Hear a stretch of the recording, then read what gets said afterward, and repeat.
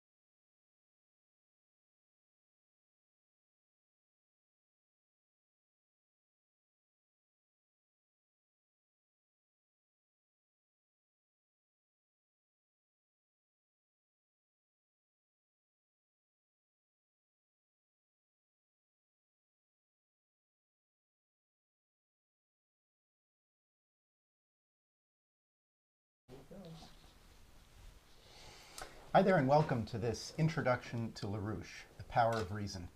I'm Jason Ross, and together with Daniel Burke, we're going to be kicking off this series of classes that's designed for really everybody.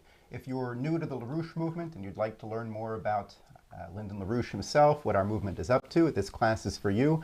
If you are familiar with the LaRouche movement, this class series is for you, as we're going to take some time to dive into greater detail on several aspects of LaRouche's outlook on the world. Now, it's not possible to start a class series today, this is February 23rd, 2022, without saying something about the strategic situation that the world is in. Helga LaRouche has likened the time at present to being 100 seconds before midnight on the doomsday clock. With the situation on the eastern part of Ukraine, the threats by NATO against Russia, the recent moves made by Russia in recognizing the independent nations of the Donetsk and Lugansk People's Republics, with the threat of crippling sanctions, etc., we're in an intensely dangerous time period that's created not by events in that region, but by the breakdown of a financial system in the transatlantic world that has completely left productivity behind and moved towards a increasingly looting, financialized type of system that's just running into a brick wall today. The financial system is blowing out. Russia and China are growing. This makes it very hard for the Anglo-American centered financial elite in the world to maintain its control over world affairs. And this is why there is this intense drive towards the threat even of conflict, even nuclear, thermonuclear conflict, to prevent a new world architecture from taking shape. And such a new world architecture, this is what the LaRouche movement has been fighting for decades. In particular, since the fall of the Soviet Union, the World Land Bridge proposal by the LaRouches, by the Schiller Institute, by the LaRouche movement. This is a real precursor, a real roadmap for what is now becoming reality with the Belt and Road Initiative and similar projects around the world. The meeting between Putin and Xi Jinping on the sidelines of the Olympics earlier this month, this was a tremendous step forward in cementing what that new world security and development architecture could look like, with their commitments to ending unipolarity, to ending the rules-based order in favor of international law-based order, and to the development of the world. So I'd like to encourage everybody, if you are not already, to become a member of the LaRouche Organization. You can sign up on our website, become a member, a recurring member, and receive a free 2-month subscription to the intelligence publications of the LaRouche movement, published by EIR, the EIR magazine, the EIR Daily Alert. And I think with that, I'll turn it over to Daniel. Thank you very much, Jason. So as Jason and I were talking about what we wanted to present in this first class, The Science of the Human Mind, what came to mind for me was I thought about my own experience with the mind of Lyndon LaRouche. I thought about who he represents to me in history and what it represents for me as an individual to look at his work and to understand the developments that the contributions that he's made, but also the things that he did in his life to create the potential for this new paradigm, for this new development. So I'd like to share what I think is really important to begin with, which is LaRouche's concept of agape. And this is I'm going to take from LaRouche's Collected Works Volume 1, which includes some of his prison writings. This is a book called The Science of Christian Economy that I'm going to be quoting from, which is it was one of the major works that he wrote while he was imprisoned.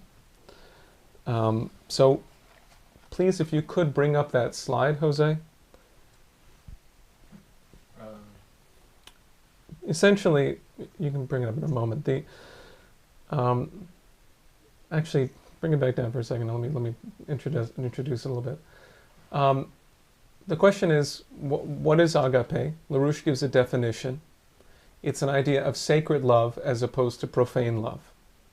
Sacred love, by which we mean love of God, love of truth, love of classical forms of beauty, love for mankind, the love between the love that parents or grandparents have for the development of the potential of the child, the tears of joy that come when you witness a child making a discovery. And LaRouche finds this to be extremely significant that this is what he calls isochronic, meaning that this concept of love deals with past, present, and future, all as though at the same time, as in the relationship from the grandparents to the parents to the child. That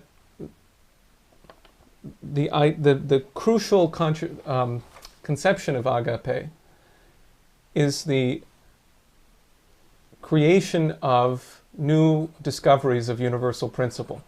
In fact, he says that there is a consubstantiality or a coexistence congruence, he says, in this work, of agape and universal acts of creative reason.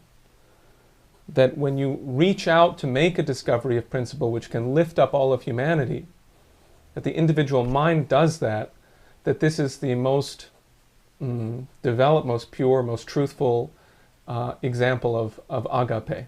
They are the same thing. So now if you can bring up the slide.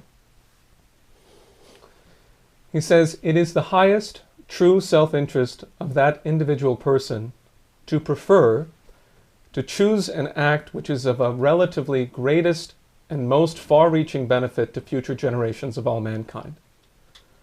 Such a choice is implicitly an act of sacred love toward mankind, on the condition that the chosen act is of appropriate quality and is motivated by such a specific intention.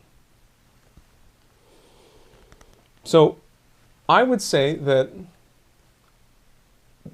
LaRouche's commitment to make discoveries in the realm of the science of the human mind represent that kind of devotion to all of humanity, which can only be done from the standpoint of the most sacred love, from an agapic standpoint.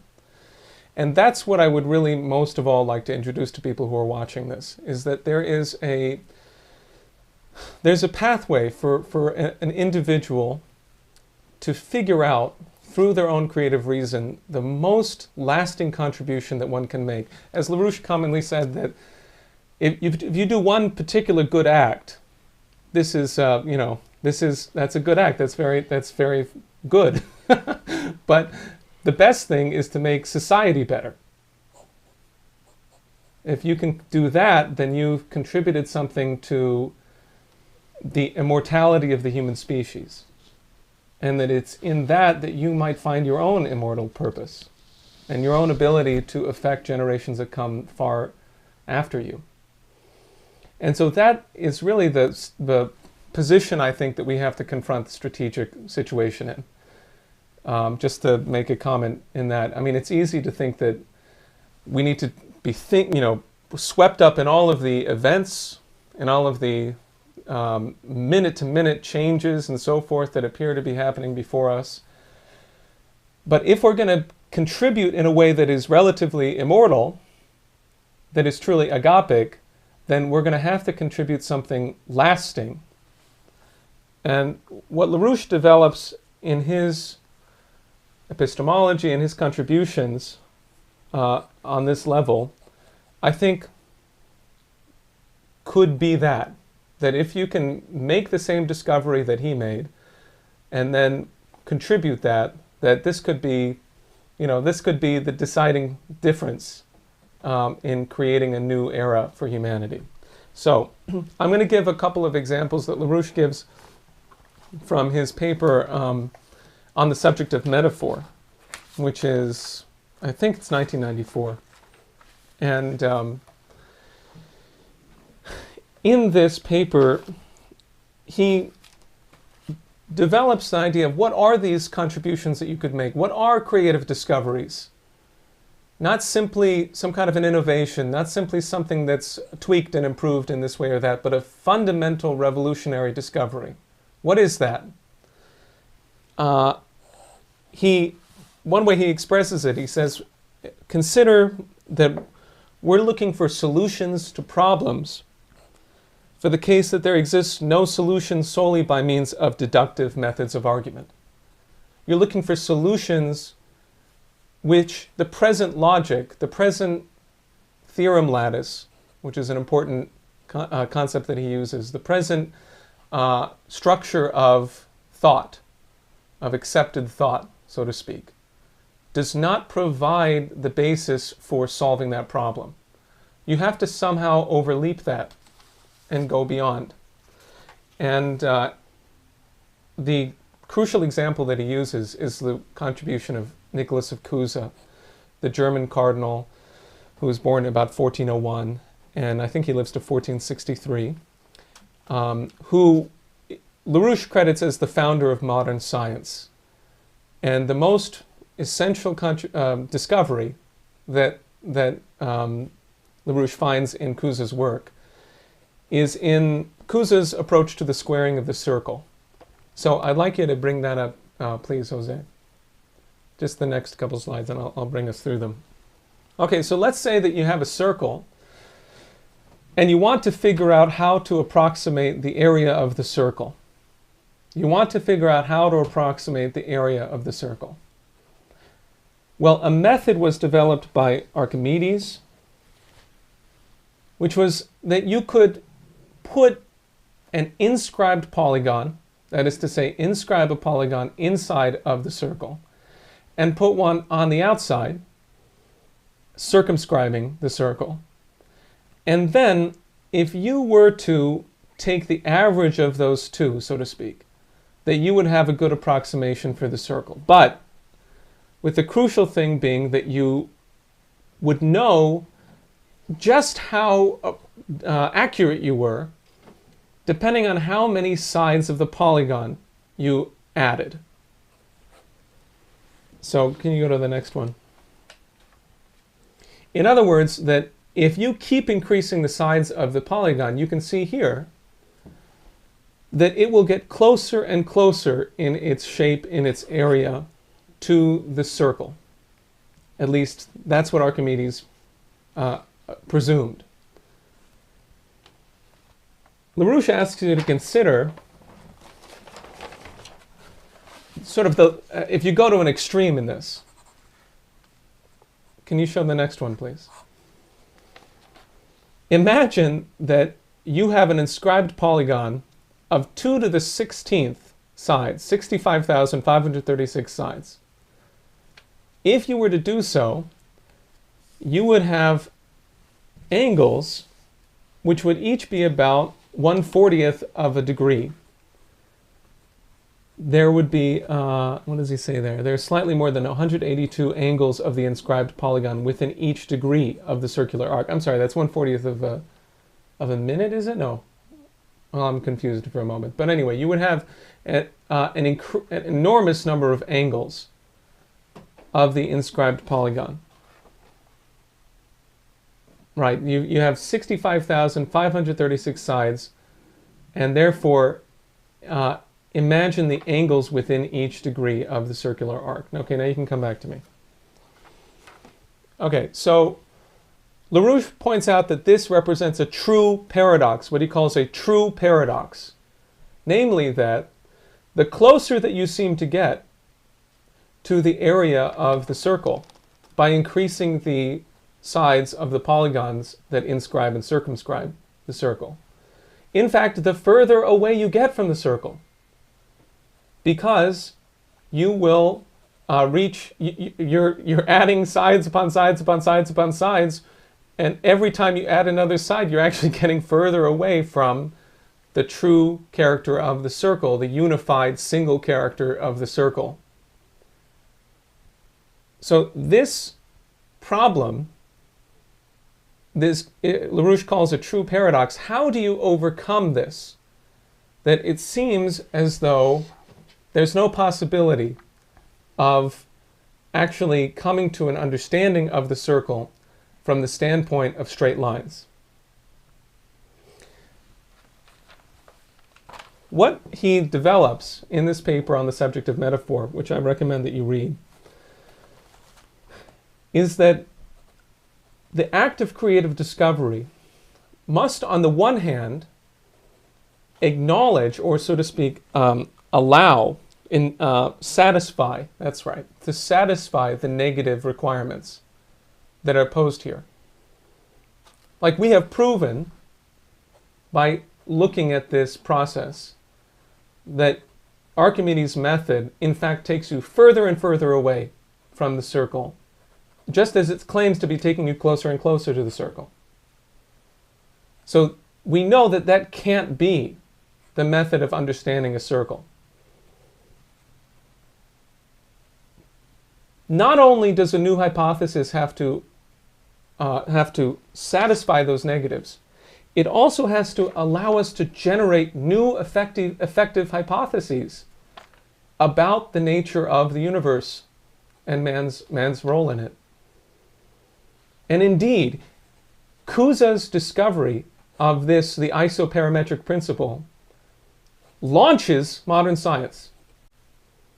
And if you look at the contributions of Leibniz or of Kepler, if you look at, for example, the delightful paper by Johannes Kepler on the snowflake, you will find that this question of the circle has to do with the superiority of the circle above everything below it, everything polygonal.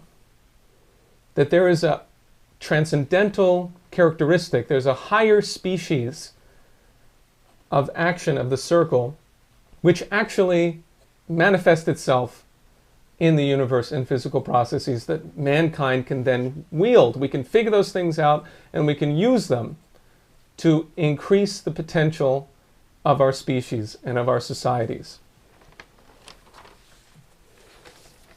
So I want to take about 2 more steps here. If we're thinking again about the nature of an hypothesis or the nature of a logical deductive system within which a hypothesis exists, LaRouche asks you to consider how it is that humanity, that society, goes from one theorem lattice In other words, one system of assumptions about the nature of the universe, which underlie not just science, but culture, statecraft, and really everything in terms of human activity. That how is it that you can go from one of those to another one,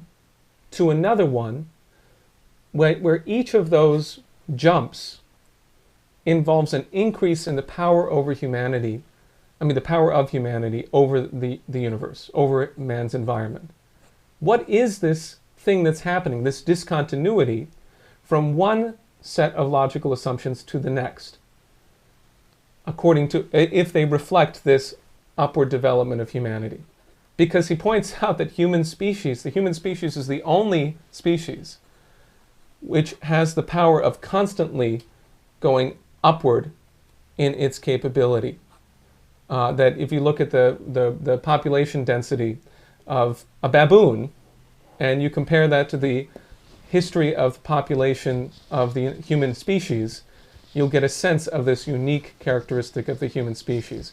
But he asks you to consider, as you leap from one set of assumptions to the next, through this process of Platonic hypothesis, of Couza's coincidence of opposites, through the process that LaRouche is trying to refer to, metaphor, in this paper on the subject of metaphor, in this reference to the quadrature of the circle. What is it that unifies? What is the continuing characteristic of those discontinuities? That is to say, what is the constant? What is the actual constant in this continuous function of the development of mankind? And it were not possible to define that in terms of simply some kind of a deductive judgment. It lies beyond the senses, between the notes. It's what he refers to as a principle of human creativity. Now, I'll sort of conclude my comments in this respect.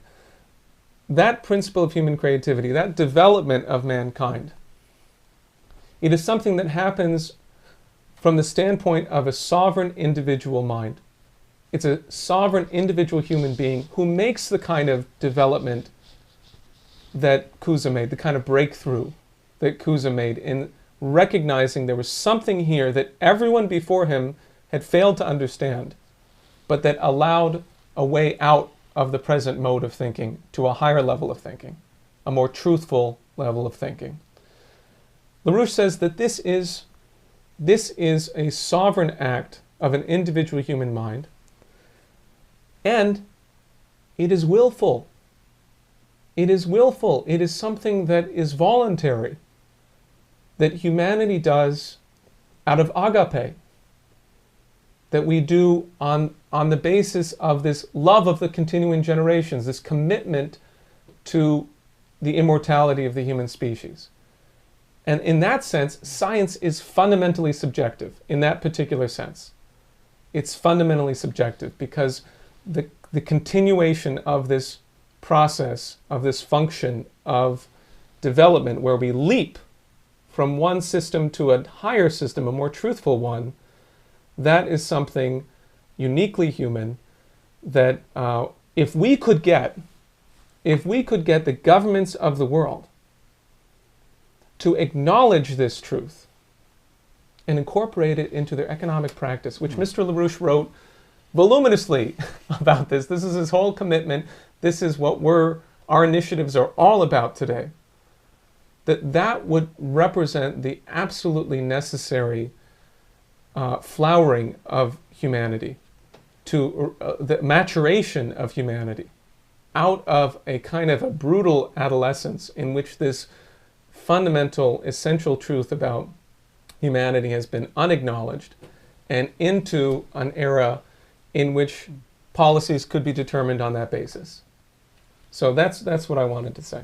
Thanks, Daniel.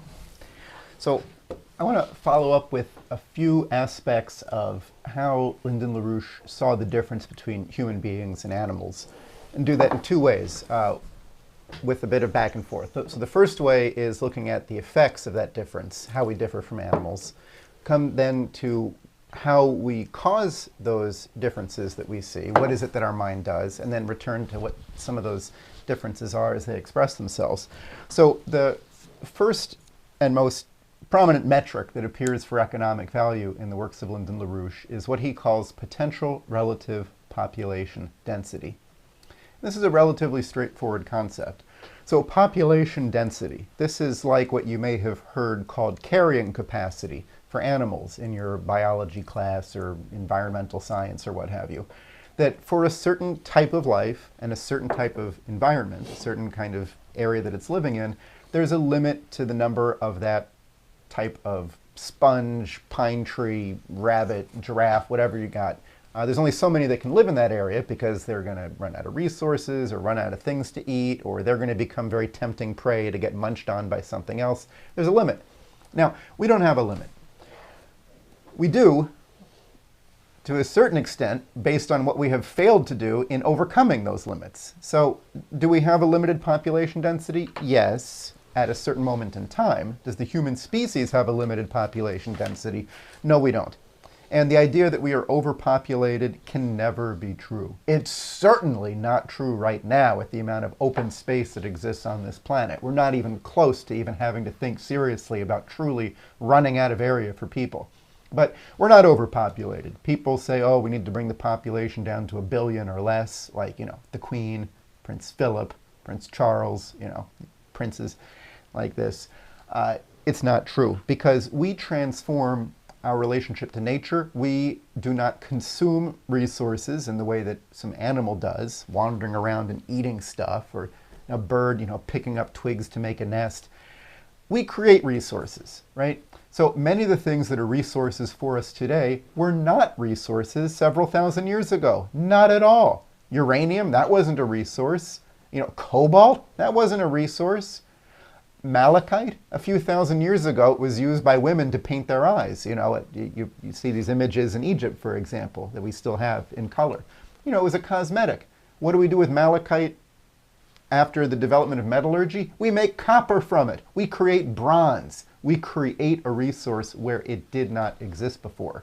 And the whole lie, the fraud of environmentalism, is to say that those kinds of discoveries are over, they're done, they're not going to happen anymore. We have limited resources, we're consuming them too quickly. We've got to stop. That is crap. We create the resources. And the next level of development is the nuclear era, specifically nuclear fusion, which we can use right now to make very large bombs, not very helpful. And we're able to create on a smaller scale in experiments. We are going to commit ourselves as a species to the full development of nuclear fusion as the next power level, and that is going to be the basis for writing a new chapter of human physical economic history. That's what's going to make it happen. So potential relative population density. I want to come back to some more things that we can observe if we're looking at the human species compared to other living species. But I want to take a moment now to talk about how it is that we do this, building on what Daniel had brought up. So what is it to create an idea? What does it mean to create a hypothesis? If you follow, for example, Francis Bacon, you will believe that induction is the key to knowledge. If you go back to Aristotle, same kind of thing. Let me take that in the opposite order, actually. Let's start with Aristotle, going back to the first, attempted murderer of science, Aristotle, the first famous one. So while Plato and Socrates understood that our senses don't perceive reality, but we can use what our senses tell us about the world to come to understand the real principles that make it happen. This is what Socrates understood. This is what Plato understood. This is actual science, going beyond the limits of your senses. Aristotle, his approach to knowledge was essentially logic.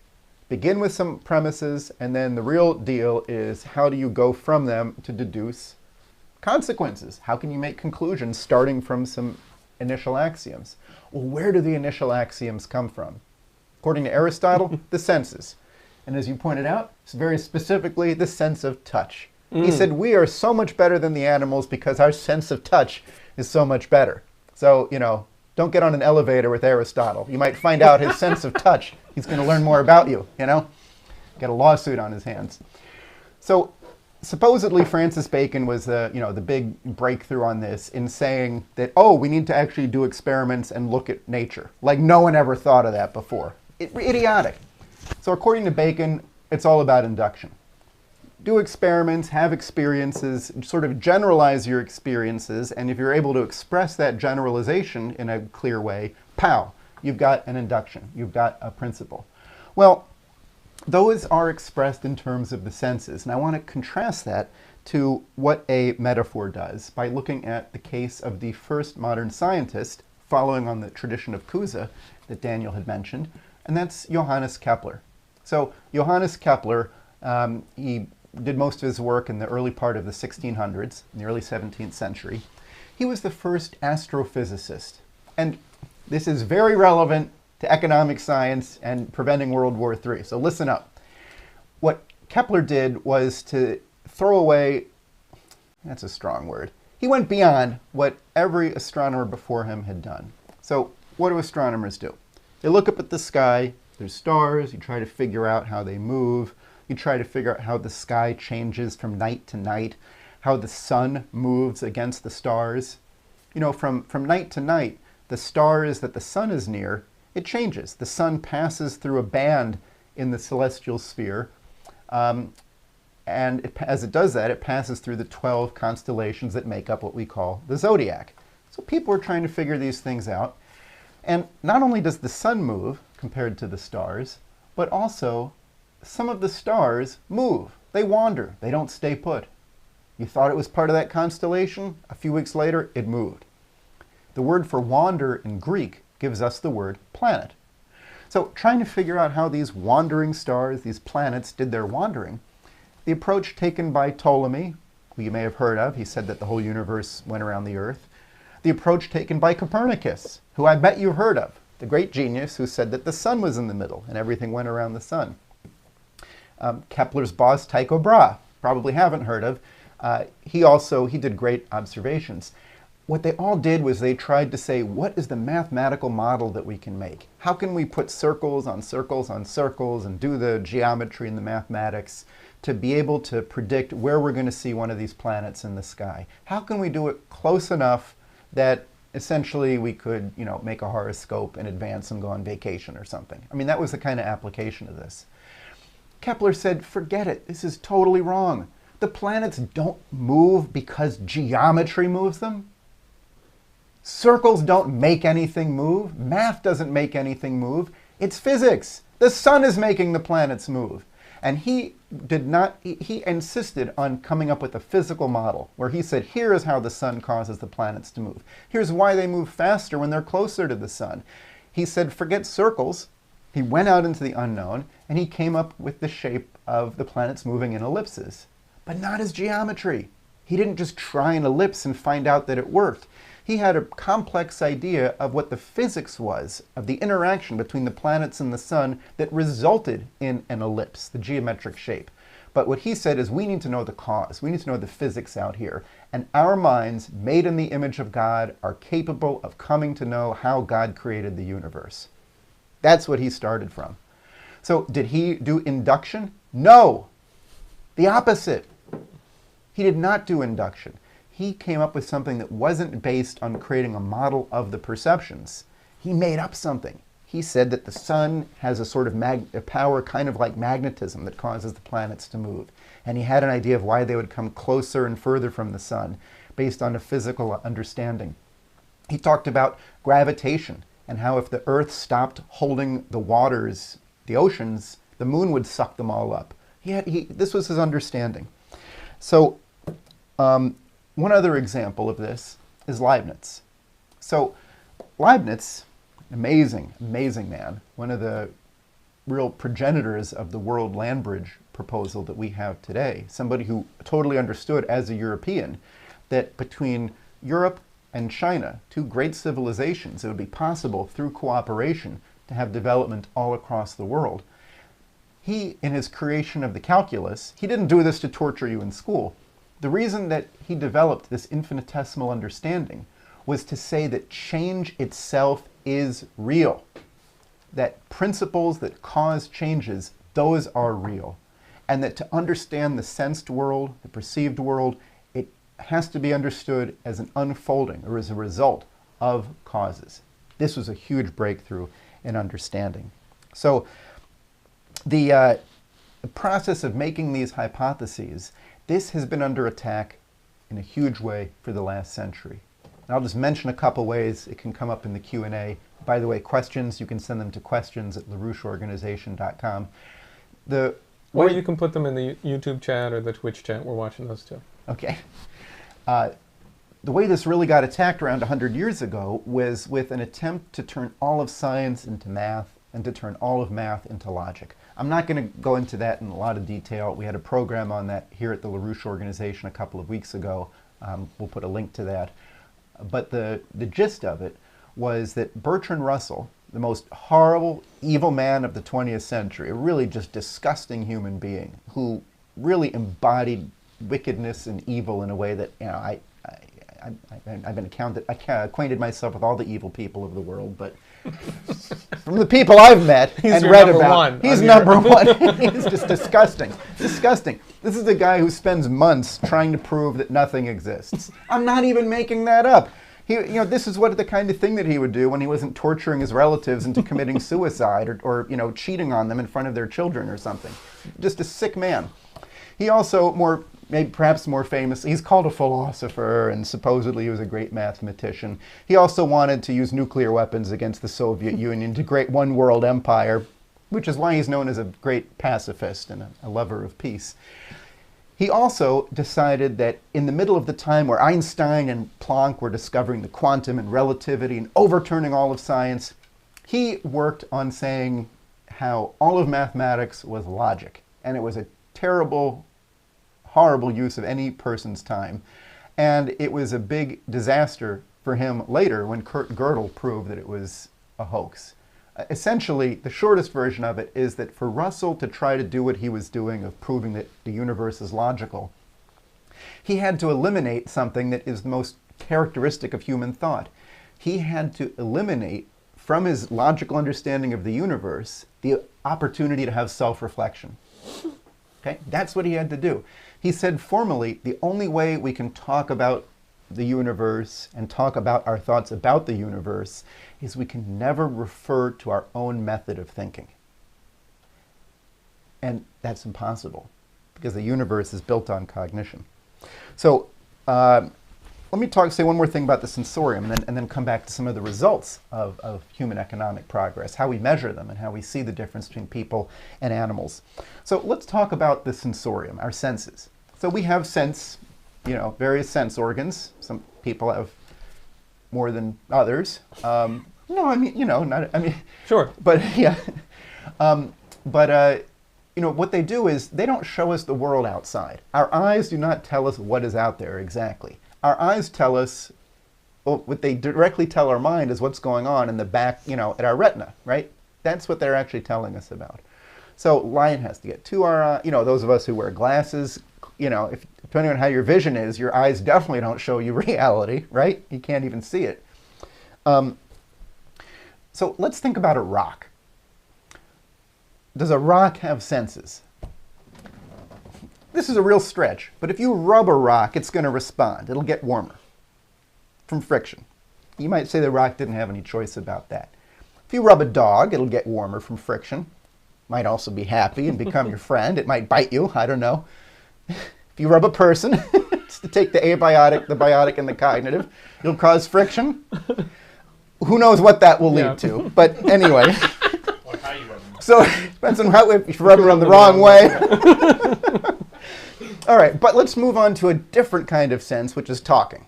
So you can talk to a rock, and not much will happen. It might vibrate a little bit with your speech. You can talk to a dog. That might get you somewhere. You can tell it how much you love them, what a good boy they are. You can tell them to fetch. You can do things like that. You can have a relationship with the dog. Now, when you talk to a human being, it's not the same as talking to a dog. And not just because dogs are very limited in their ability to talk back to you. It's because when you are in communication with a human being, you're able to cause the other person to create ideas in their own mind. The ideas that you create in somebody's mind are not contained in your words. Okay? That's really important. Your words might prompt somebody to come up with something, but the idea wasn't in your words. If it was a profound idea, you know, if it's directions to the post office, that's one thing. But if you're creating an idea in someone's mind, you're helping them make their own thought. Because any new and profound thought cannot be expressed directly in the old language. This is what Leibniz found when he put together the relationship between change, between causes and effects through the infinitesimal calculus. As he developed the language to do this, he ran into a problem. He created something, the infinitesimal, the differential, that was both something and nothing, right? From the standpoint, compared to absolutely nothing at all, the differential is something, it's causing a change. But in any moment, that change is infinitesimal. It's tiny compared to what already exists. So if a car, you know, you're about to start moving forward, you're not moving, you're about to start moving. In that first moment, are you moving? I mean, you might say you're barely moving. It's tiny, but you keep doing that, and then you get up to a high speed. So the language failed. Mendeleev found this. The language failed. He had to introduce a new language to talk about chemistry. The language of physics just didn't work. There were contradictions. You know, to use a common example, coal, diamond, we now know that those are both made of carbon, but obviously they're extremely different. Coal and diamond, soft and hard, dark and clear, etc. So carbon itself is not dark or clear. Carbon itself is not soft or hard.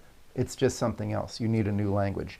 And to create that kind of a new language, you have to show what's wrong, what's lacking in what came before, not just in addition. You got to create a paradox in people's minds.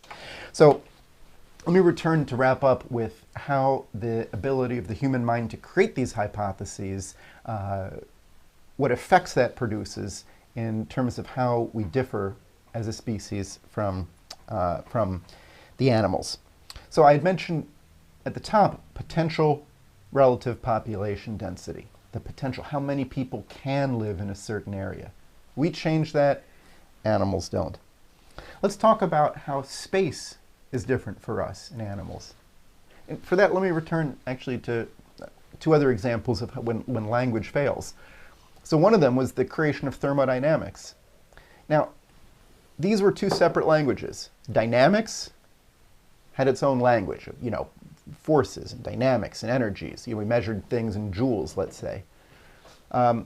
Understanding heat, the thermo part of thermodynamics, this also was something that that basically had its own language in terms of calories, for example, heat capacities.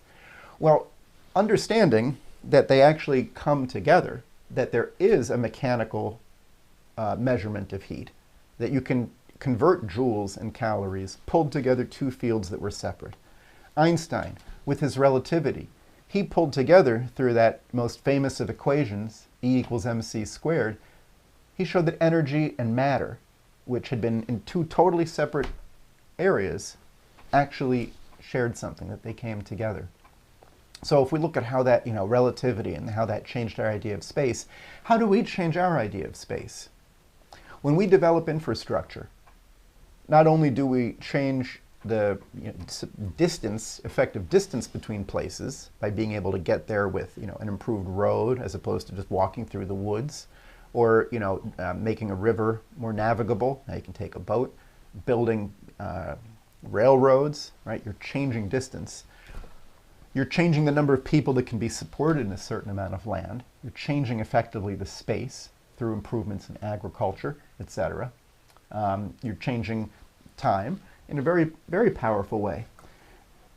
So there's let's look at the human scale of time. So what, to the non-living world, does a discovery look like? If you're a geologist, what is a human discovery? How does it manifest itself in your physical field of work? Now, if we look over geological time, rocks come and go, there's sediment, etc. One of the huge shifts was with the creation of life and the oxygenation of the atmosphere. All these photosynthesizers using extraterrestrial light as food, creating oxygen in the process. Oxygen is extremely reactive, creates new forms of minerals, new forms of rocks. This shows up in the geological record.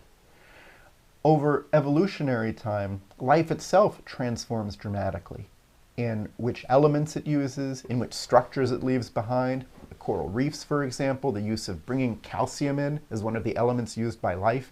Now you have the creation of new things that we find as fossils, or a geologist finds as a large fossil, a huge deposit, for example.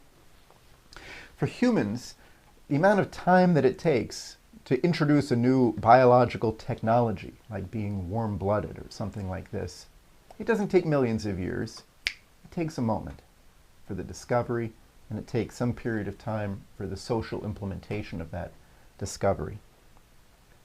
Truly, we're fundamentally unique in the physical sense in that way. The last one on this is our independence from the environment. So this is a trend in life towards each organism having an increasing independence from its surrounding environment over evolutionary time. I mean, if you think about a virus, for example, they're totally dependent. They can't do anything without some living thing to live inside. If you think about creatures in the sea, like a sponge, it's just stuck there. It's got to hope something swims by and it'll get something to eat. That's pathetic, right? That's a terrible existence. Now, fish swim around and look for their food. They're more independent from their surroundings because they can go find something to eat. The move to land, right? The fact that we have bodies that hold in our water. We don't need to live in the water. We can have our own with our blood and the huge amount of water that makes up our bodies. The ability to control our surroundings that human beings exhibit. Air conditioning, heating, transforming the infrastructure around us. The environment that we depend on is not the natural environment. It's a created one. We improve the environment. We improve the synthetic, nurturing environment that welcomes us and that we interact with. So then just the final wrap-up I wanted to get at to pull these things together was to say that there's not a different realm of the mind for scientific discoveries compared to cultural ones. Mm-hmm. Not a different. And this is something we're going to come back to in a future class, too, in this series. And then following up on what Daniel was saying about agape, humanity is a part of the universe. Not outside the universe. We're not some unnatural thing. People talk about we got to do something natural as though we aren't. I mean, where did we come from, right? Sorry, nature. But we do things that go beyond what living nature does. We express a cognitive aspect of the nature of the universe.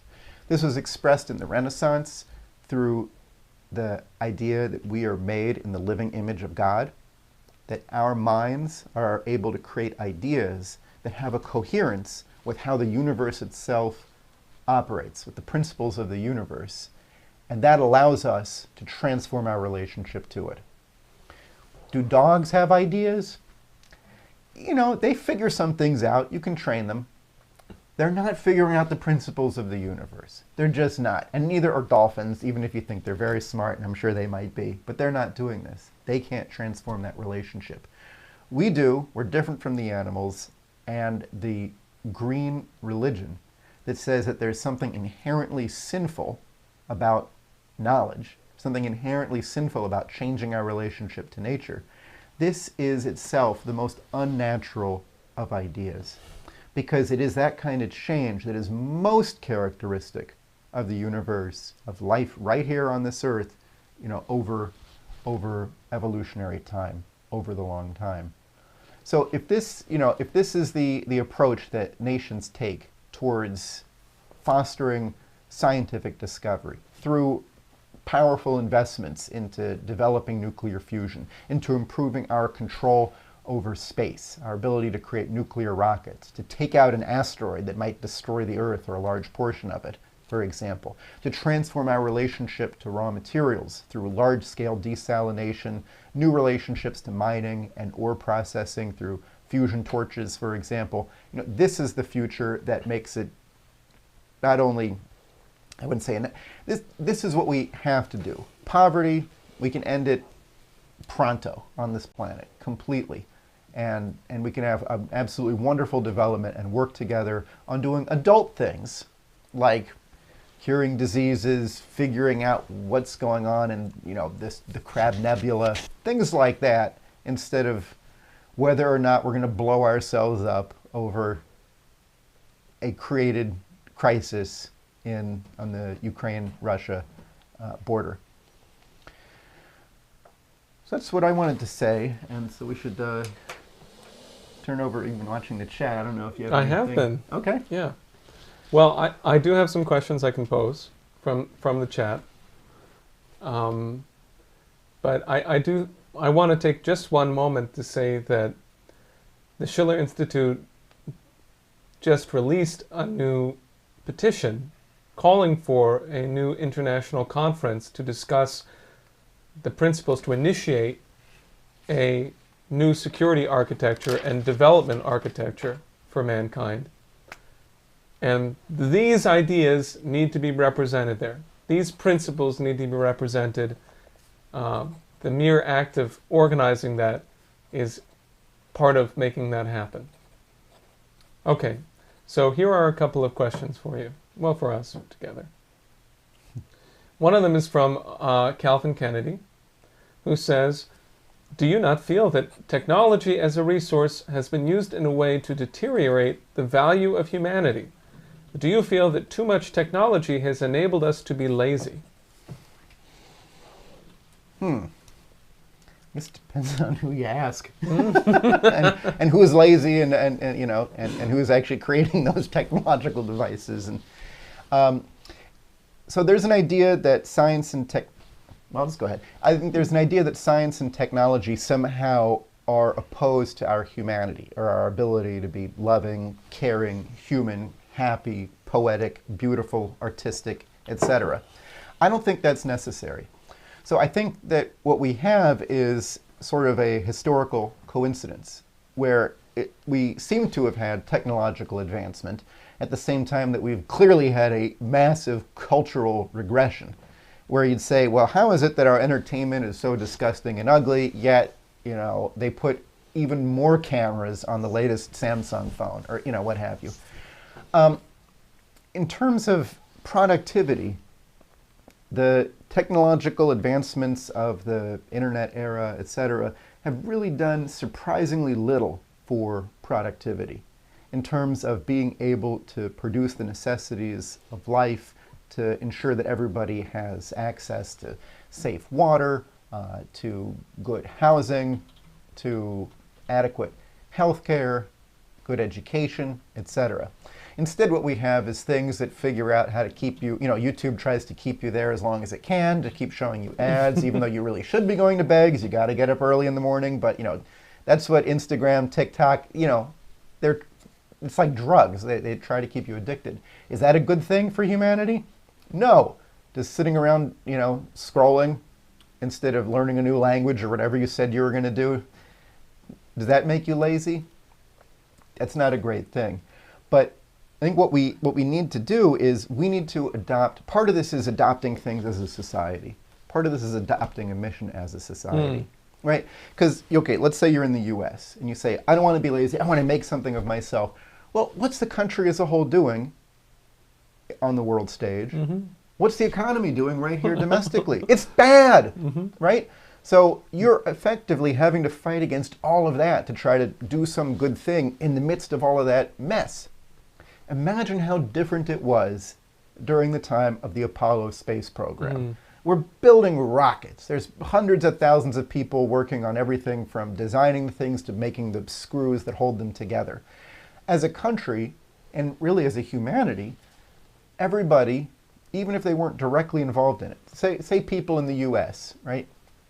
You're not employed by NASA, you're not a contractor, let's say, you're not helping to build the rocket that goes to the moon, but you're a farmer and you're growing food And you know what? You know that some of that food might be eaten by the first person to walk on the moon. Now, how does that change your feeling when your tractor breaks down and you weren't expecting it and it's raining and you know this could have been a terrible day, but you can reflect on the fact that you're part of something much bigger. So I think Calvin, I think that one of the biggest ways that we can intervene on that is by creating a total transformation and having real national missions. So if we've got a New Deal type approach to building up our infrastructure, to actually helping to develop through engineering, etc., Afghanistan instead of starving its children and people, if we have a mission to develop nuclear fusion, to develop a world quality healthcare all around this planet, I think that people will experience a tremendous sense of inspiration, of relief, of joy, of being able to be part of that, even those people who don't seem to be participating in it directly. And I think that that's the kind of thing where you might, you know, be excited to show up to work, as opposed to, okay, you know, you're going to go do whatever it is that you're doing. You're making somebody some coffee or whatever it is, you know. Of course, even if you are, what are they going to go do with that coffee? Absolutely. Okay, I want to make sure that we get to the Zoom, because that was one of the intentions here. And we already have a question from Zoom, from Charlotte, which I definitely want to take up next. But I want to give you an opportunity if you'd like to pose your question on audio. We have one person. Yeah, we do? Is that Charlotte? No, it's Gordon Ensign. Okay, I definitely want to hear from Gordon, but I think I got Charlotte's first. So Charlotte, I want to give you an opportunity to speak up if you like. Your video, of course, won't be on, or we can simply read it aloud. You can indicate what you'd like to do.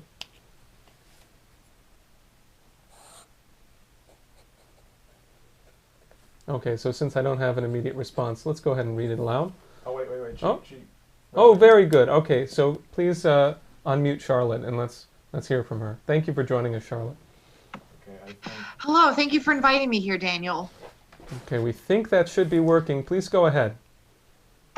I just want to know if you could go more into depth about creative discoveries and how it can be useful to combat the mental health decline in our society. Thank you very much for that question. So, did you hear that? Just to make sure everybody there did, you might want to repeat it. The question is whether we can go more into depth on the nature of creative discovery and how that principle might allow us to address the mental health crisis. Or let me read that one more time. She says directly, combat mental health decline in society. I mean, I have a quick response, which is just that,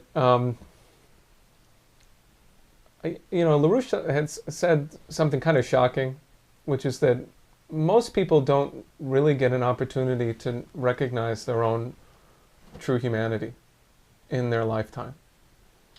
Not to say that people don't do creative acts, that they don't love other people in this kind of sacred love way, and that they don't do good in society, because people do that. But to be able to become self-conscious of your own creative mind is to be able to become truly, in a more powerful way, a more truthful way, aware of your own humanity. And it is my own view that as people do that, as people make those kinds of discoveries in themselves, and they find that they had it in themselves all along, then you actually look at the other and you see that same potential in them. And so it changes your relationship to things like the policy of Biden, of the Biden administration in Afghanistan. It changes your relationship to the people who are suffering in the mental health crisis in general. But then you're posing a more, in other words, if that concept, that principle were more suffused in society, if we uplift a culture to that level, then people will actually try to solve these problems, which is the first issue, is that people are not actually trying to solve them, or have no idea what the problem is that they're trying to solve. But then you seem to be posing something even further, which is how it is that that a person who is experiencing a mental health problem, or for example, neuroses of various types or other disorders, how it is that they could experience creative discovery and thereby change, come out of that. Do you have anything to say on that? I think yeah, I agree. So, I mean, one, I'll have, yeah, what? And beyond the mental health thing, I also think that, because I think there's a real sort of crisis of, I hate to use the word crisis, I'll say it, there's like a crisis of humanity, here, but in other countries as well, in a big way, where people are trying to figure out, what makes us human, or what makes us all human, or increasingly what makes us all different. And, some of this stuff, if you don't get a real clear understanding of what it is that makes us all human by experiencing these universal things that you can share with any other human being on the planet, because it was something about the universe itself and not about, what kind of food you like or something. Something that gives you a real sense, I feel, and I'm just kind of repeating what you said now, it gives you a real sense of love, but also a real sense of the universality of humanity. And I think that this addresses not only mental health issues, but other kinds of social issues of people not understanding. And this isn't something you can just force somebody to say and acknowledge. This is something you have to know, to come to know what all human beings have in common, what creativity is. And we've got such a wonderful history of past great discoveries that we could use and go through. And we're not doing that in education, right? There's these wonderful discoveries. You could spend all these years in school, right? Spend so much time. How about going through where the theory that you learned in physics, where did it come from? How did somebody figure it out? What was the discovery process like? How about doing that? Even if you end up covering fewer physical laws, how about spending the time to go through how they got figured out? Because then you get an insight, you break the separation between, oh, there's physics, we're learning about the world out there, and we're ignoring the part of, oh, and we're the ones that created that understanding. We got to include that discovery process in education. It'll make it incredibly more fun and effective. Well, I also want to point you to, Charlotte, to the major commitment of Lyndon LaRouche to classical education. And he specifies repeatedly, among other things, but he specifies repeatedly constructive geometry, which you get a taste of from the initial section on Cusa. He specifies classical poetry. For English language, we're talking about Shakespeare, Shelley, Keats, and others. And classical music, as in the realm of in the compositions of Beethoven, Bach, Mozart, and others.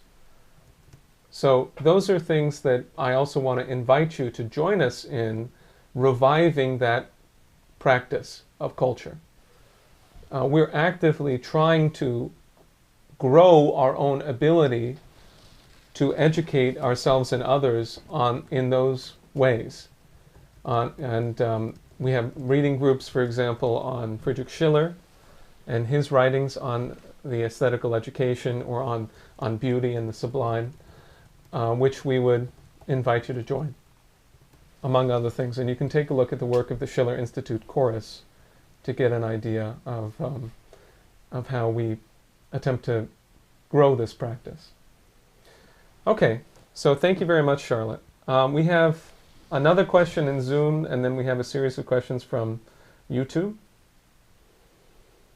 Do you want to go ahead to this one? Go ahead and read it aloud.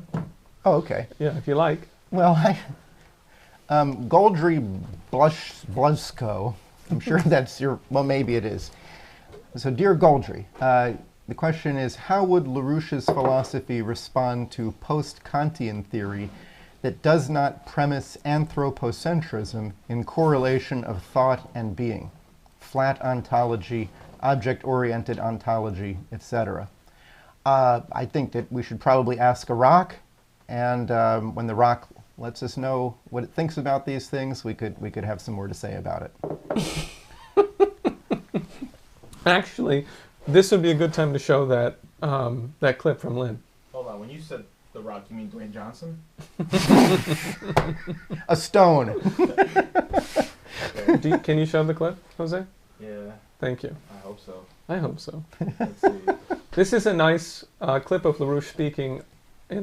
I think it answers much of what the questioner is posing. Yes. Okay, here we go. Well, reference to Riemann on 2 counts in the Fidelio paper and other locations. Number 1, the key thing to understand what I understand. 2 things. First of all, from the standpoint of Riemann, Riemann's paper on hypothesis is the most important paper in physical science since Leibniz. Start from there. This has 2 aspects. One aspect is the so-called continuum paradox, which is what I referred to primarily here in the past days. No mathematics can represent the universe. No known classroom mathematics can, by extension or calculation, accurately describe or define the processes of causality in this physical universe. Cannot be done. The reason let me just, this is the last question, so I'll just get this thing clear, just to make sure I'm not confusing people. A physics which cannot account for the existence of the physicist who has made the discovery in physical science is not a competent physics. B, that's 1. B, physics as a practice, valid physics, is a result of discoveries which are creative, and because they are creative, they violate axiomatic structures. Now, no axiomatic system can represent from a system of what is called a lower cardinality a direct logical access to a system of a higher cardinality. Cannot be done. There is a gap which is called discontinuity. This gap is of virtually 0 dimensions, but it's existent. This gap corresponds to thought, to creative thought. This gap shows up in physics and in mathematical physics as what is called the continuum paradox effect. And no mathematics, therefore, can represent that. Now, the fact that the physicist exists in the universe signifies that the universe is organized in a way which is coherent with the existence of the physicist. You cannot have a universe which contains people who could not exist in that universe. Therefore, if the physicist exists and he's creative and he has this continuum paradox, therefore the universe has this continuum paradox. For which reason Riemann says at the end of this paper, when you consider this fact, you next must leave the Department of Mathematics because you can do no more business there. You must now go into the Department of Physics. Secondly, the second thing, and this was very clear to Leibniz, and Leibniz's monadology is a reflection of an understanding of precisely this continuum paradox, as I've treated this in papers on metaphor. Now, secondly, the second area here to consider, which pertains to the implication of the vis viva in a broader sense, is that what Riemann refers to is something that was misunderstood by Einstein. Einstein read the Riemann paper on hypothesis, particularly part 2 on the application to space, as signifying that Riemann and Gauss believed in a spherical geometry of an unbounded space-time, which is finite but unbounded. That is wrong. Riemann did not restrict himself to a spherical space-time. Secondly, the spherical the space-time is bounded. It's bounded by higher considerations. Secondly, whatever the curvature of space-time proves to be, that's the curvature. It is not, you start from a spherical space-time notion of reference, as in Gauss's work, but they're not limited to that. So therefore, the vis viva, the significance of that, shows up with the work of Riemann, that we're dealing with a problem of the curvature of physical space-time, which we can measure But to define the curvature of physical space-time, we cannot use generally accepted classroom mathematics, because you're including a form of mathematics which must take into account the implications of the continuum paradox, which means you leave the transcendental domain and you now come into a higher domain, which is the domain of the so-called Alice series of contour, at least symbolically. That's the kind of problem.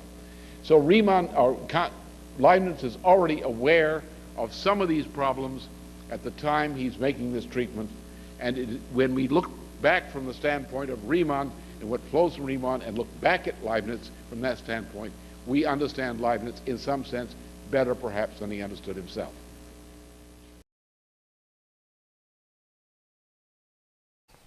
Follow up on that there was another thing that came in from the chat about AI. Maybe I should actually read it directly. Calvin says, I often see debates about AI and automation, but if people applied your logic to AI and automation, wouldn't it be a good thing? AI doing jobs better, faster, and more efficiently? Yeah, no, I do agree. I mean, let's call it machine learning instead of AI. Maybe it seems like a funny distinction, but machine learning definitely can be helpful.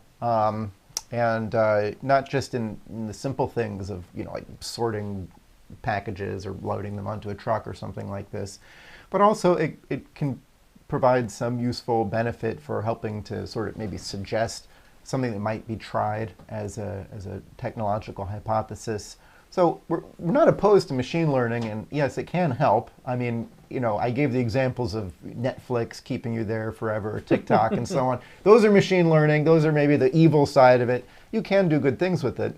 What I was getting at was that it's not going to replace thought. So that generalized artificial intelligence, it won't happen. Kurt Gödel proved why it couldn't happen, almost 100 years ago now at this point.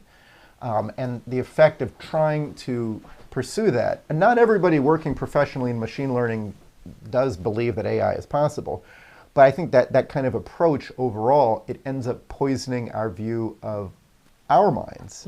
Because then we start thinking, oh, we operate like computers. How much memory do I have? How much can I store thinking about this? Do I have to free some up for that? And it's just, the mind isn't a computer. So that's the problem. The clip that we just watched from LaRouche, he says this very striking thing that if your physics does not account for the physicist, then basically it's completely invalid. And he's talking about whether or not your physics accounts for creative discovery, and recognizes that that is a principle of the universe, which is, in fact, LaRouche has said, the substance of the universe. That's the real elementarity of the universe. And so anytime that someone says that we're going to replicate, the human mind with a computer, they are committing a positively satanic crime. So that's the danger. Anything that we can do to to advance the productive processes for the good of humanity, let's do that. But we absolutely can't allow that presumption. And they try to trick you into it by saying, well, eventually we'll explain human beings in terms of biology, and biology will explain in terms of chemistry, and chemistry is just physics, therefore there's no free will, right? Have you ever met some of these annoying people in your life, like, oh, there is no free will, and with the fact that we're having this conversation, we had no free will about that. It's a great philosophy if you don't want to do anything about what's going on in the world.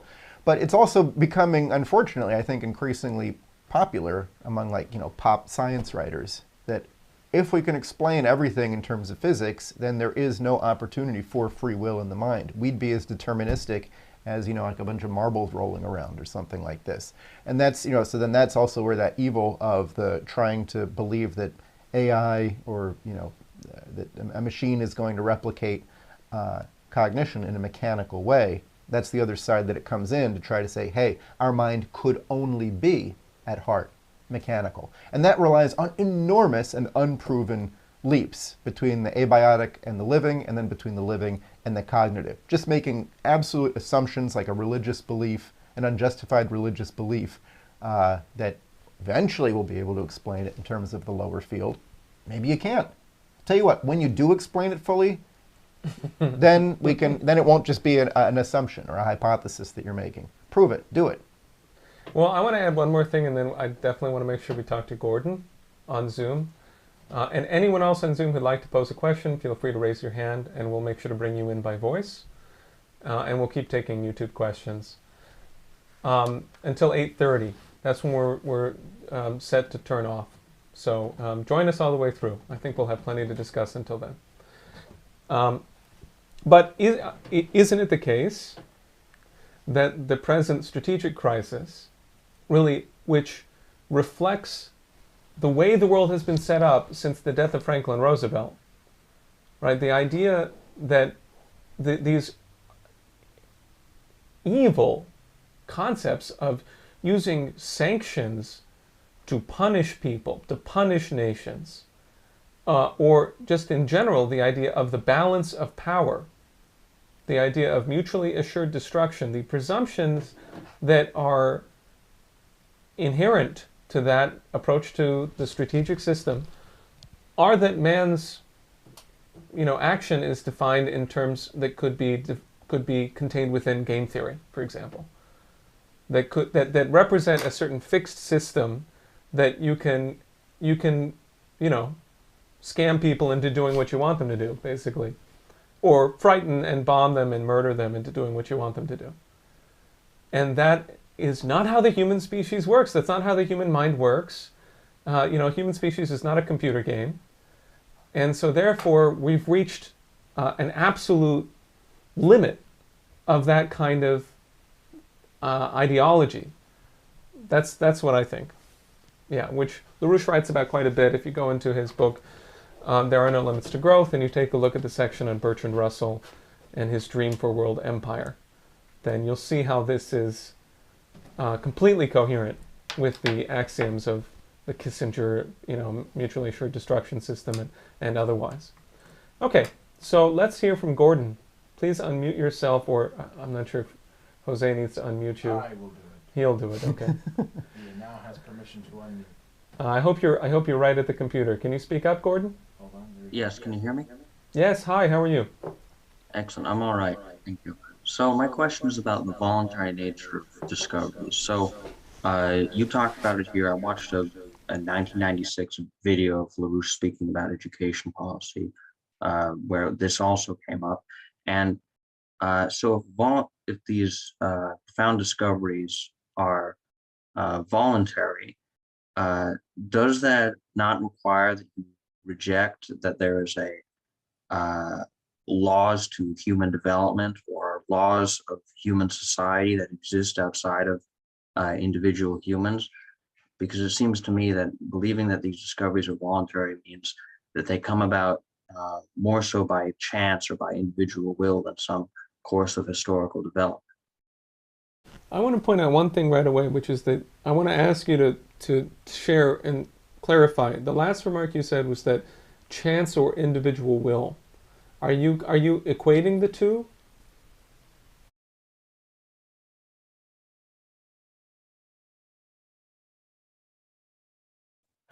I don't think I am. I mean, there's a certain amount of chance involved, like a person suddenly having inspiration, but that can happen to anyone. And then there's individual will, like someone sitting down reading literally everything Plato has ever wrote and trying to get a discovery out of it.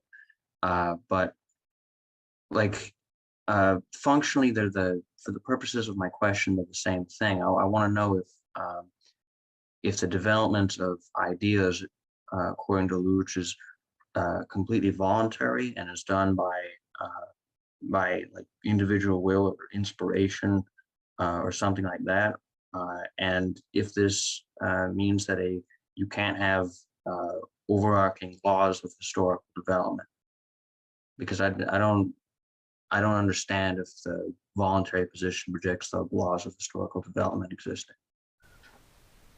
Thank you for the question. No, I want to hear what you're thinking. Well, I think that thank you. This is a fantastic question. I think that it sort of brings up, what it makes me think of is that the two kinds of idea of what a law might be. In other words, you know, at the end there, you're talking about a law about historical development, almost as though is there a track that humanity is on, and it's going to kind of go on this track, and you know, we'll wind up where we're going to wind up. There's another type of law about discovery, which is, are there principles of effective hypothesizing? In other words, are there laws about laws? Are there universal characteristics about the type of thought that lead to fruitful new hypotheses of universal principles?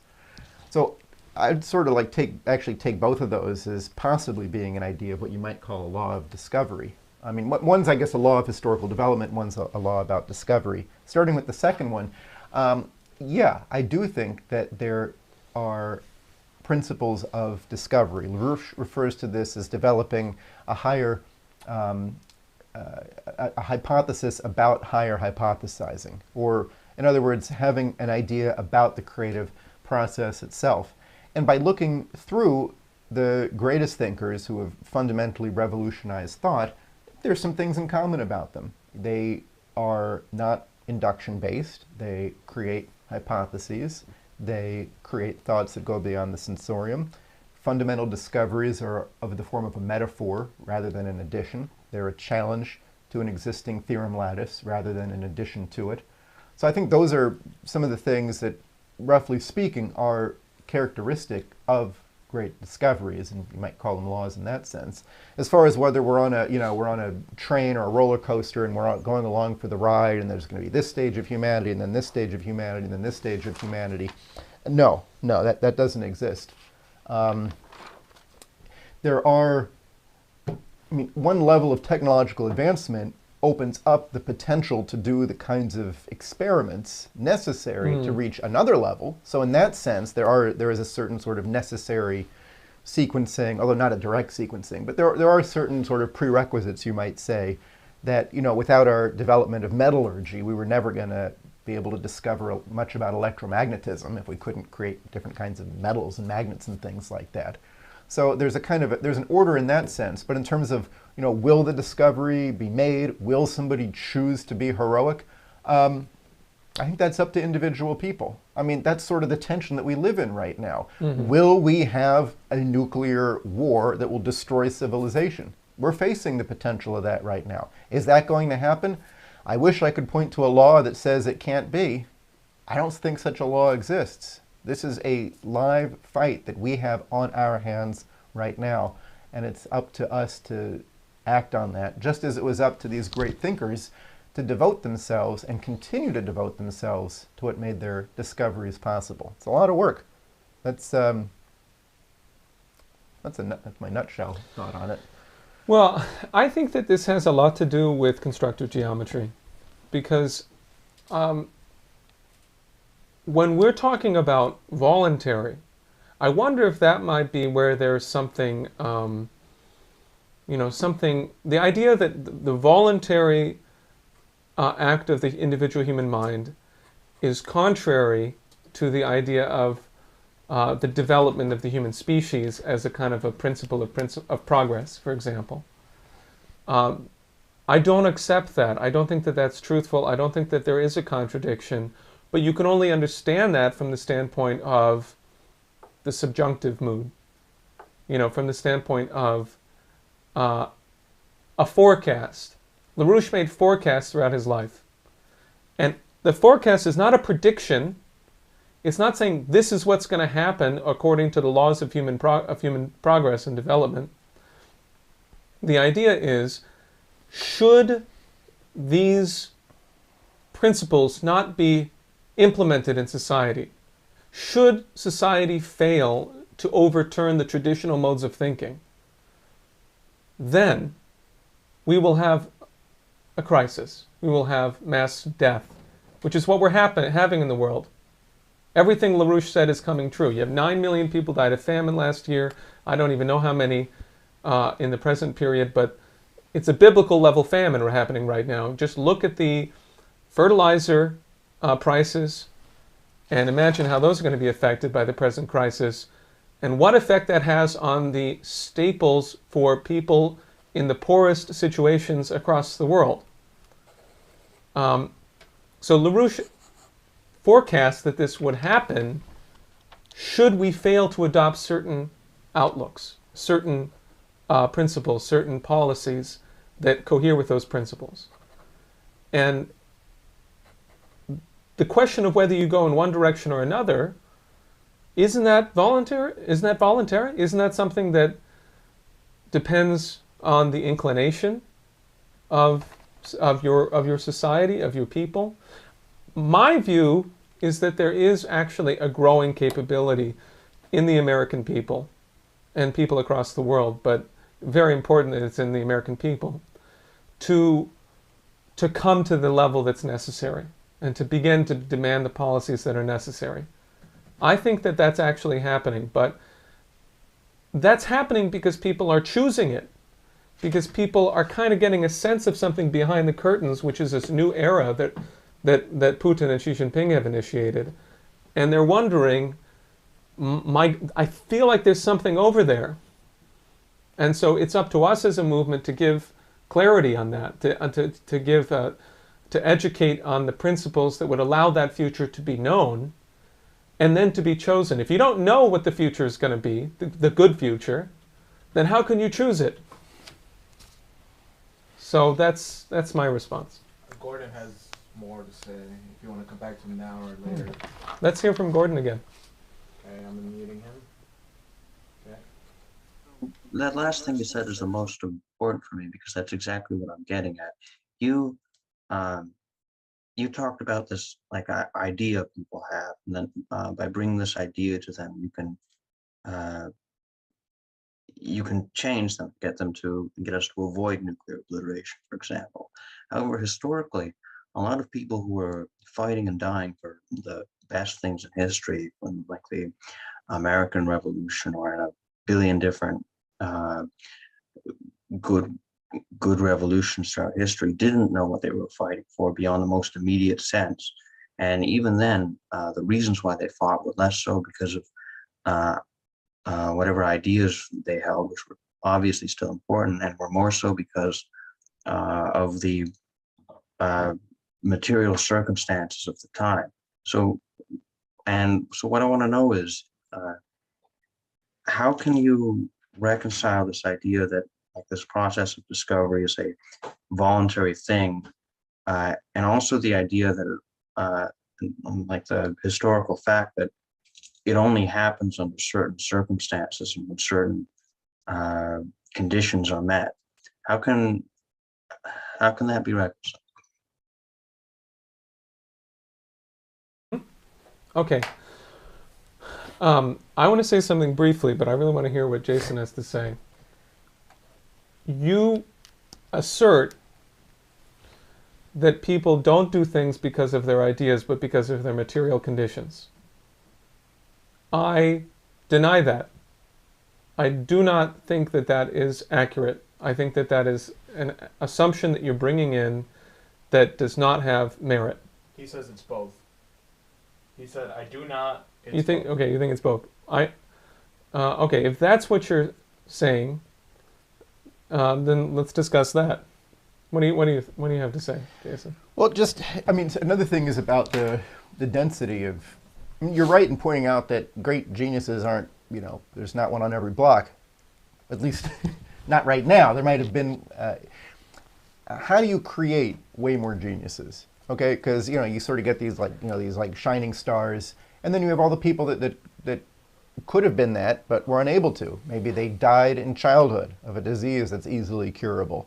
Maybe they were born sometime in the past and as a woman and didn't have the opportunity to engage their talents and so on. So those kinds of examples, poverty and all that.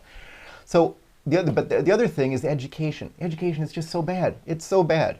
So if we have a culture committed to, we intend to create a new security and development architecture on this planet. As we're eliminating poverty worldwide, as we're going to space, as we're developing nuclear fusion, as we're transforming our ability to take ocean water and use it for all sorts of purposes, refine materials, and so on, we also are going to have some real cultural improvements, okay? Like beautiful music, beautiful plays, singing. More people should be singing together. It's a good thing to do. It's a great way to, these kinds of things.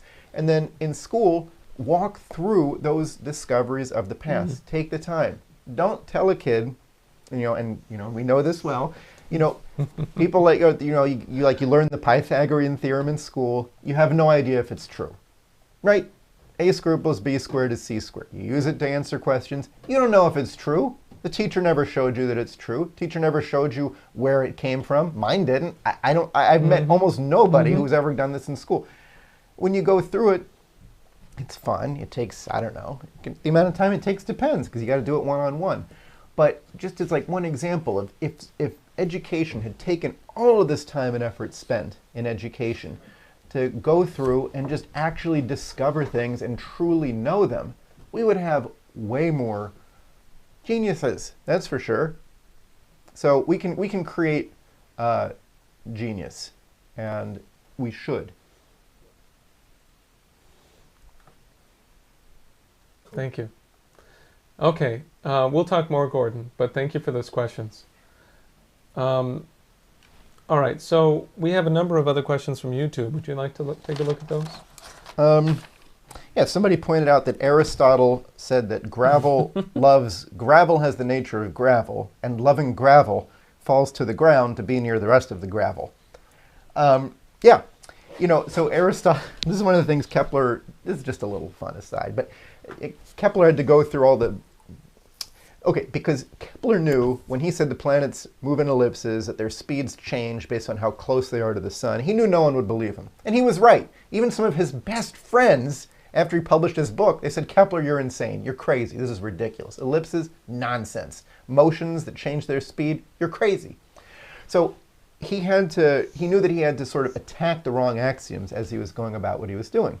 And so he spends a portion of his new astronomy going through the stupid ideas about gravity. And one of them is Aristotle's, where Aristotle says matter likes being at the center of the universe. And that proves that the Earth is at the center of the universe, because everything that falls towards the Earth, towards the center of the Earth, not because the Earth is there, but because the center of the universe is down there. So yeah, this is the great genius, Aristotle. And you might say it's a cherry picking to point out, everybody said something wrong in the past. But Aristotle's whole approach was make up things and just claim they're true, and then go through laws of logic of how to draw conclusions from his asinine assumptions. That's not thinking. Another question, is it possible to get fusion without the USA? Can the BRICS countries do it? So look, there's good work being done in other countries. In fact, considering what we've done to our fusion program, there's a lot of great work being done on fusion outside of the United States. Is it possible to make the discovery outside of the US? Sure, of course. There's no special magic here, although there is a lot of obviously great research that's been done, very skilled people who are here. The issue on this kind of thinking is, will the United States, acting as a tool of an Anglo-American oligarchy, an Anglo-American military, intelligence, so on, establishment, will it allow fusion to be developed, commercialized, and implemented in, say, Russia or China? We know the answer. The answer is no. That's why they created the Ukraine crisis. So, is it physically possible? Sure. Will it be tolerated, or will a war be launched to prevent that kind of development? That's the issue that we're facing right now. How about the mental exercises? Oh, that's a good one. I wanted to make a joke about Harry Seldon, but okay. Yeah. So let's read that one, actually.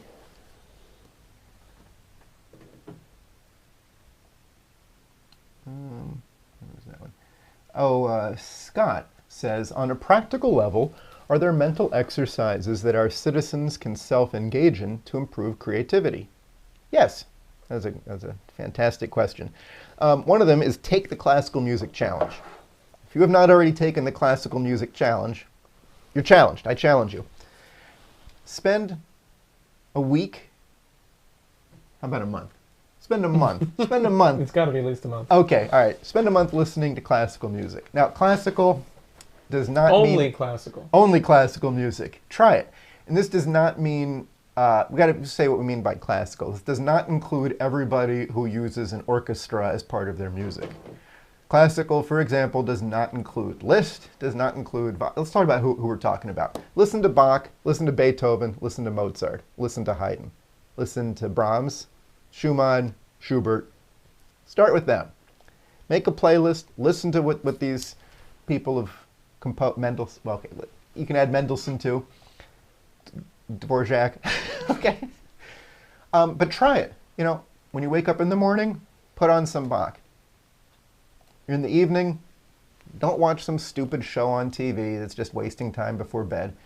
Listen to a Mozart symphony.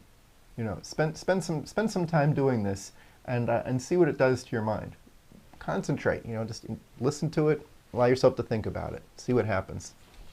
As far as other ways, if we do the Schiller Institute, New York City Community Chorus does have a Zoom chorus.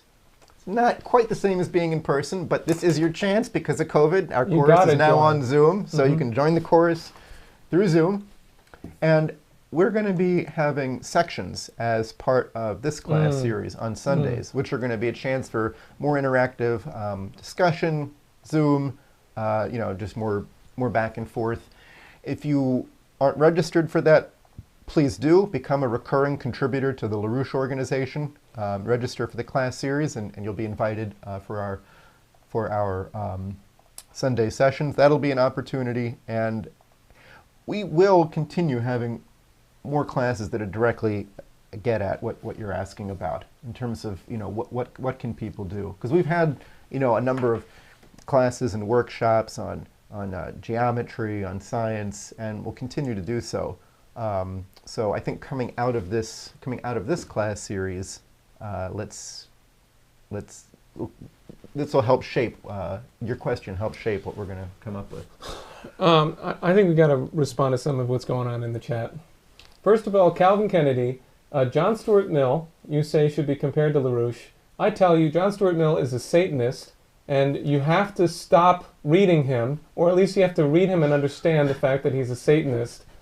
And he has absolutely nothing to do with LaRouche other than being an enemy as an economist for the British East India Company that raped and killed people all over the world in service of the British Empire. So you're absolutely wrong. And Nietzsche was not a great intellect. The idea of beyond good and evil just means mega evil.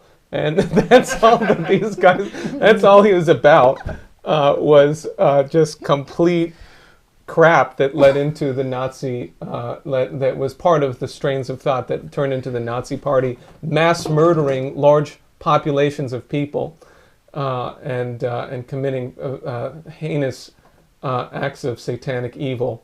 So that's what I want to respond to immediately. And then you have a response from Waba Cohen, who says that he says he or she, excuse me, this individual says two things. One is that Aristotle pioneered scientific method. I don't think he can be blamed for his defects, considering his contributions to empirical biology. And the same individual says Wagner will, where is it? Wagner will lead to the cultural revival of the Germanic peoples. So I think we should not allow these things to go past. I'm addressing it in chat right now. Well, I mean, I'm sorry, just the phrasing, cultural revival of the Germanic peoples. That's not a particularly universal statement, and it just sounds like Nazis to me. I mean, yes. That's, you know. Someone said they're listening to Eric Satie.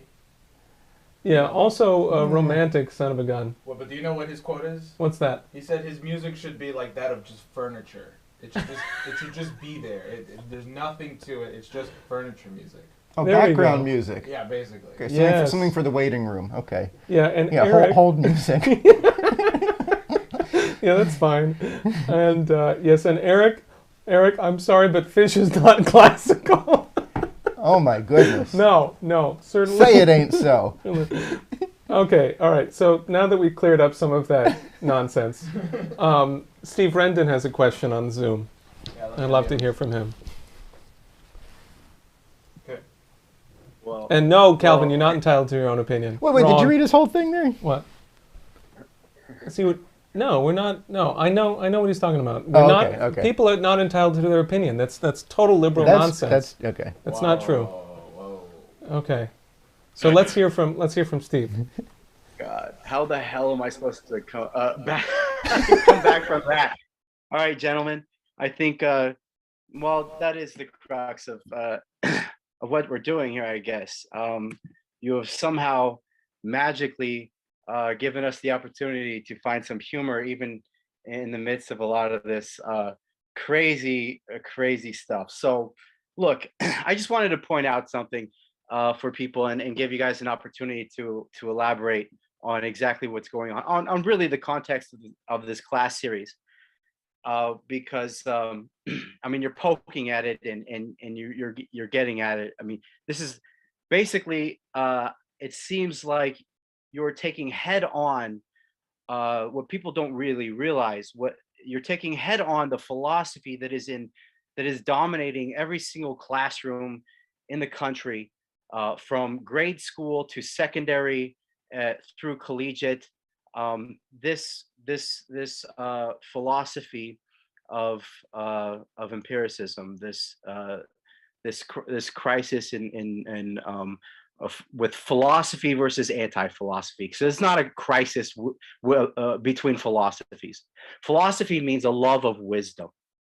So already you have an assumption. You've created the word creates or acknowledges certain axioms, love and wisdom, that are axioms. The question is, are they true? And I think what you're getting at is that love and wisdom have a place for in human are the central driving force of human education. And so when you talk about the philosophy of the sophists or the philosophy of Bertrand Russell, it's a false reality in terms. They don't love wisdom, so you can't really say that. So I really gotta say that what you're doing here is 100% political. That's why I said that I want you to give you a chance to talk about the context here. Is that the oligarchy really hates what you're doing here?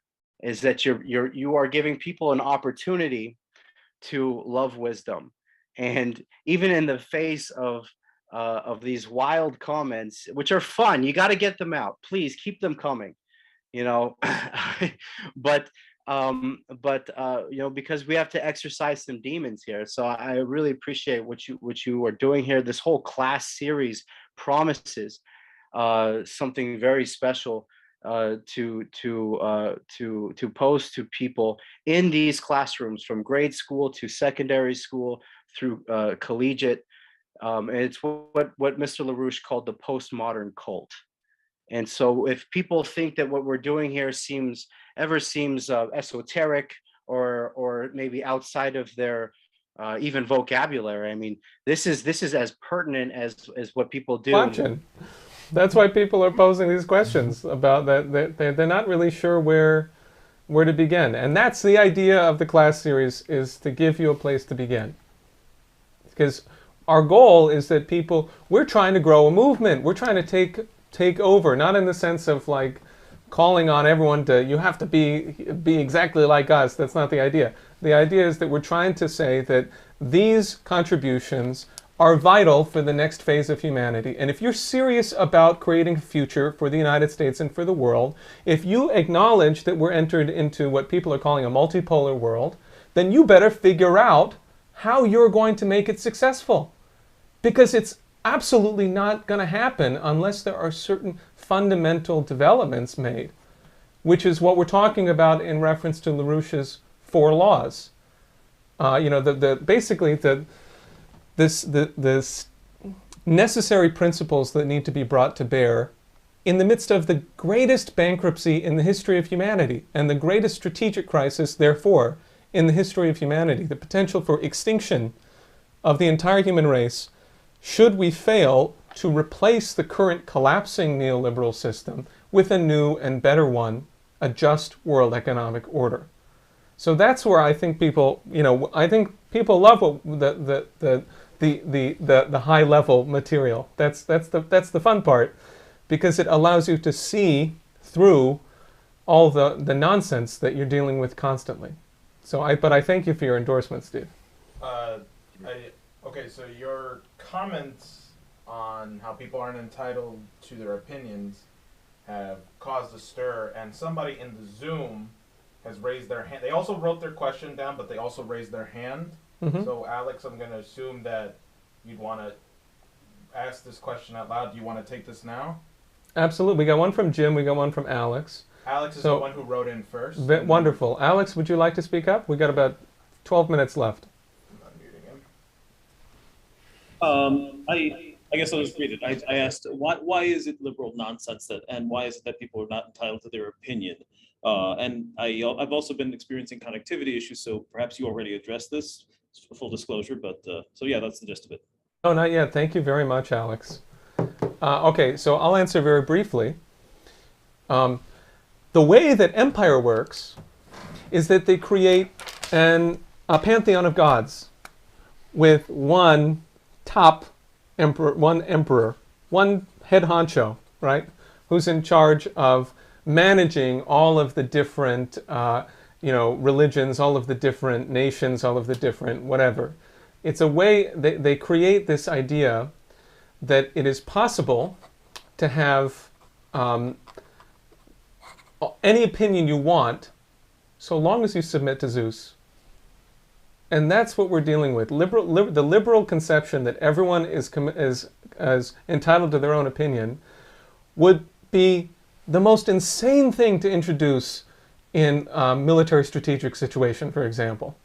Like anyone in your platoon or something is entitled to their own opinion about what should be done. And it's insane to introduce that into society generally, whether it's culture, science, economy. Everyone is not entitled to their own opinion. What you're entitled to is the right to make a creative discovery of something truthful. That's what you're entitled to. And that's what's being robbed from people, is that most people do not have the opportunity to exercise that right to make a contribution to mankind. And that's what you should be worried about. Not whether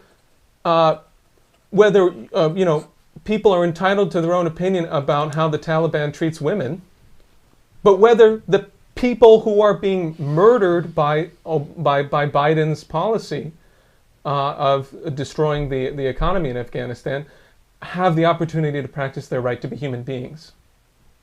I don't know. I feel like I have reactions to that. But... I want to hear it. Well, this is Jose. Yeah, hi, I'm the tech guy. Well, what do you do if two people have disagreements on different methods on how to do something, right? Like, what do you do there? If I can get, okay, there's, I don't know, what's the difference between an opinion, hey, I disagree with you that pizza's bad, versus hey, I think if you make that decision, you're going to ruin the country, and then the other person says, no, it's going to make the country better. Okay, I'm not saying that people don't have the right to like vanilla more than chocolate. Everyone has that right. I'm saying that what we're really talking about is matters of life and death.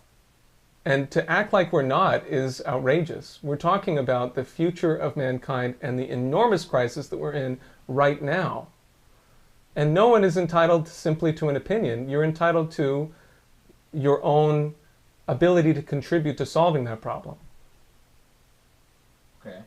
But what if my ability to contribute to solve that problem is different than yours? It's not. That's what unifies us. That's the science of the human mind. How is it not different? Because the power to solve problems is the power of the universal human mind. But what if I come to a different conclusion than you do? Well, that's that's something that we determine using crucial experiments. We try to figure out which hypotheses are true. All right, we're not going to take up more time. We're going to talk No, that's the issue, though. That's exactly the issue. It is possible to put your opinions to the test using crucial experiments, and only truthful opinions will properly forecast the future, will accurately forecast the future. And it is possible to do that. It is possible, and that's the basis for a sane world policy. All right, I think we also We got more people on Zoom now raising their hands. Chat's going off. Jason, go ahead. Just one thing, one way that this comes up is, maybe in a way you wouldn't expect, is like economic theory itself. Like the idea of the marketplace is that everybody has their own opinions, and the marketplace will figure out the values of everything, and then that's, you know, that's how society moves forward. Free trade, everybody tries to please themselves. But the government, excuse me, but the government is what it is. That's what Lynn said about free trade. That's right? where the invisible hand is, huh? Yeah, he said the problem with free trade is you don't know who the father is. But the government has to make choices. I mean, the idea of making an economic system where people's individual preferences will somehow create a great future, it just doesn't exist. Now, that doesn't mean you should control everything by the government, but you have to make some big choices. You got to choose winners. This is why things like infrastructure, like science driver programs, these are not something for the free market. This is something that you have to decide on as a society and move forward. So, you know, you can't have an economic system that doesn't have in it making choices, having an actual view that you're expressing. I mean, I think people should be able to, you should not be imprisoned for saying something that is wrong, obviously. I'm sure that we agree with it. Yes. Yes. but yeah. But you can't, Alex has more. We have Jim Beggs, and we have Brian Barajas. Okay, can we go over a little bit? I think we can go over a little bit. Okay. Okay, so let's hear again from Alex, and then we'll go to Jim, and then to Brian. All right. Okay. Hi, I was just doing a little typing. Can you hear me? Yes. Definitely. I think that if I understand correctly, the quote unquote difference of opinion on whether or not to bomb Syria, for example, is just like crazy. Is that what you're getting at? Yeah, no. That's one way of seeing it. Absolutely. Yeah, no, I'm on board with that list. I gave you the wrong idea. That's just like at all, but it's important to develop that. Yeah. But I think I was also echoing. Was it Jose who was asking you some questions? I can't tell, but in any case, yeah. Oh, sorry. I guess the only other question would be, and I think you're kind of touching on this now, is how does one ascertain what is true? I mean, in terms of The big question. That's the big one. You're talking about, I forget how you put it. I don't know if you were saying true solutions, or forgive me if I'm butchering the way you phrased it, but something along those lines. Well, LaRouche talks about efficient hypotheses. That that the principle that you are, devoted to, that you have seen between the notes, so to speak, is truthful, is relatively truthful, because you'll never get to the circle. You're not going to have truth in the grasp of the human palm, right? But you will know that your hypothesis is relatively more truthful on the basis of whether it allows you to, or the principle is relatively more truthful on the basis of whether it allows you to generate efficient hypotheses, which is what we're talking about with forecasting. LaRouche's discoveries are truthful, and it is understandable that these are creative discovery of principle in the universe, because of the fact, just like the discovery of universal gravitation by Kepler, because LaRouche's forecasts come true. They all came true. And if you look also, I mean, not just his forecasts about the collapse since the breakdown of Bretton Woods in 1971, which is extremely important, but our friend Paula Gallagher, the co-editor of EIR, who's going to give the next class, he did a fantastic article in 2020 about how it is the case that in the post-war periods up until about the mid-1960s, the U.S. economy completely matches with LaRouche's policy, or LaRouche's description of a negentropic economy, and that it is exactly what you would expect on the basis of his economic forecasting method. So you can see over and over and over again confirmations of LaRouche's forecasts in many, many, many different fields and different cases. And that's how you know that he's right. That's my view. And so this is one of the reasons that Lynn, in developing his movement, made such a big focus on science, because it is extremely hard, unless you have quite a bit of time sometimes, to find out whether your political theories are right or not. I mean, Lynn had a view of, decades ago about where the world would go if certain economic policies were followed. It can take a while. This is why I'm coming back to this thing about education. Geometry is a great example of doing geometry together. I know that sounds cheesy, but it's amazing when you actually do it.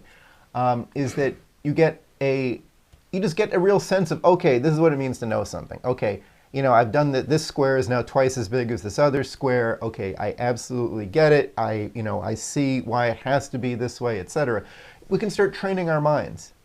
So, this is one of the reasons that Lynn said, hey, you need to have a movement of education. This is why we have classes like this, and we're going to be getting into these fields into some more depth over this series, is to start building up a repertoire of discoveries. And with those, you've got really something to bring to the table then when you're confronted with making a new one. So, yes. I mean, in education, kids say, what did I learn that for? I never used that in school. And if what you're learning is some physics formula about a spring, you're probably never going to use that. It's true. You're going to go your whole life and you're never going to have to use Hooke's law about springs. But if you had gone through how things had been discovered along the way, you're going to be unlocking something in your mind that you can apply to other fields as well, which is just the evil of this, the way education is directed right now. And then the other aspect of it is beauty, getting to experience beauty just by singing, performing beautiful music. I think is another way to train the mind towards truthful concepts. I know we're running out of time, but we got a very blistering response to you, Daniel. Somebody vehemently disagrees with you. His name's Kynan. And he says, just because Lynn's forecasts were confirmed doesn't mean that's the reason they were right. How did he know they were right in 1971? Damn. That's absolutely the question. Yeah. So, I mean, it has to do with an understanding of the nature of the human mind. In other words, the ability to identify the power that causes the increase in potential relative population density. The ability to identify what it is that is in fact the substance of the universe, the principle of the universe, creativity. The fact that the universe itself is creative, which is understandable from the fact that we see that the human species is creative and we're part of the universe. And so you can find that we're expressing a principle of the universe. It's that understanding of the human mind that allowed him to make the competent forecasts. But what I'm stressing is that one of the ways that LaRouche tried to communicate this concept was by saying that you will only know if a scientific breakthrough is true by whether or not it increases relative potential population density. Mm. That's one of the ways, that's a crucial way to understand whether a scientific principle is true. And if you look at the economy of China also, if you look at China as an example of dirigism, if you look at China as an example of a commitment to development corridors, which is another concept of LaRouche's in economics, you see that China is succeeding in eliminating poverty, in creating incredible development and potential for its citizens, because they're following these certain presumptions about the physical economy, which cohere with LaRouche's discoveries. So I want to, that's the point of emphasis that I'm making. It's not simply whether something works. That's a seductive idea. That's not what I'm saying. I'm saying that if you can identify the unseen principle that will cause something to develop, a universal principle, and then you can demonstrate that that is what happens, then you have really competently, demonstrated that yours was not opinion but knowledge. Okay. Should I unmute Jim Beggs? Let's hear from Jim, and then maybe we can wrap up around 8:40. Well, just one other thing, I mean, it's tough to give a more specific answer to you, kind of, in this format, but I mean, Lynn wrote many papers along the way as he was expressing his forecasts, explaining why he arrived at them. So I think that the full answer is to look back and see what he said at the time, where he himself goes through how he arrived at his conclusion. That's right. That's right. I don't mean to simplify anything unnecessarily. That's the advantage, is that we're publishing LaRouche's collected works, and so you can ask him yourself. Okay. Jim is on. So Jim, Hi. please go ahead. Yeah, I was wondering if you could briefly touch on where the concept of agape comes from and if there are ways to cultivate it. Would you like to answer that? Where it comes from, I think we all have it. Sometimes in terms of cultivating it, sometimes you start with these things kind of, I don't know, two ways, just my personal approach. Sometimes you start by almost cheating. So, you know the thing about, like, sometimes like fake it till you make it? Sometimes if you say, I wish I was a better person, because then I would do good things. Start doing the things that you know are good, that you wish you would be doing if you were a better person, and you might have a list of them. Start doing them, and then you will be a better person. So that's a similar thing on agape. If you start acting as though you had it, you might, through that process, discover a more loving approach to life. The other side of things, I think it really does come through with science and then with beautiful culture. So this is something that music does, we discussed that, but also great poetry, great plays, the works of Schiller. I mean, these help. Just personally speaking, these are the kinds of things that sort of generate, because everybody needs downtime, right? You know, you sort of have a sort of a sense of, you know, spending leisure time. But how do you spend it? Or do you come out of that leisure time being a better person as opposed to disappointed with what you've just spent 2 hours doing? And so, you know, one of those ways is through these great cultural works that, you know, they might be some active leisure, might take some work getting into these things, but I think that's something that pays off and has benefits. And I'd love to hear what Daniel's about to say. Oh, I think that's a very good answer. I know of the fact that Helge LaRouche was asked this once. How is it possible that you could have compassion for, you know, all of humanity, with maybe the implication like, isn't that a lot of work? And because you may be familiar with Helge's view, which is coherent with the view of, I believe, Lessing, that the person who has the greatest, I'll use the word compassion, is the most qualified for leadership. So Helge was asked about this. How do you have compassion for all of humanity, or agape? And her response was, well, you try. You try more every day. You try to take in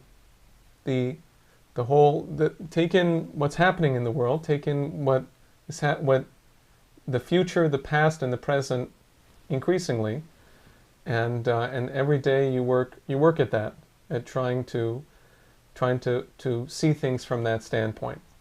And so it is possible to increase your level of agape in that way. Although I know surely it's the case that with the methods that Jason pointed to are crucial. But really, I mean,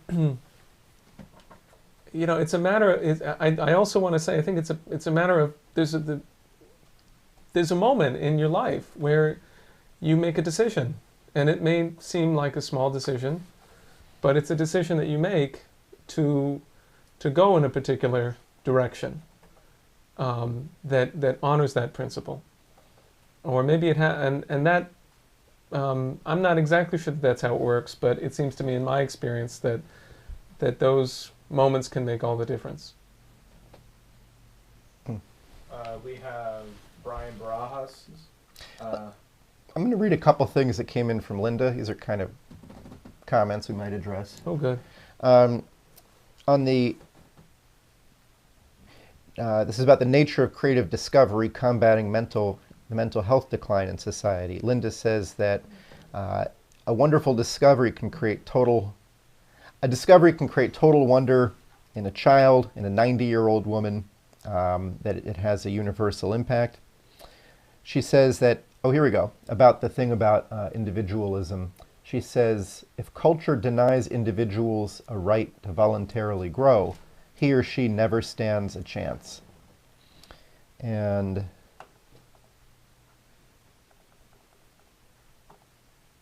okay, sorry, that's what I had there from that. Well, but I think just a reflection of what you said about, you know, the right to develop, the right to learn how to contribute, as opposed to the right to an opinion. Okay, let's move on. Well, I'd like to suggest that we plan a conclusion of this. Why don't we hear from Brian, and then we may or may not address one more case, one more issue. Okay.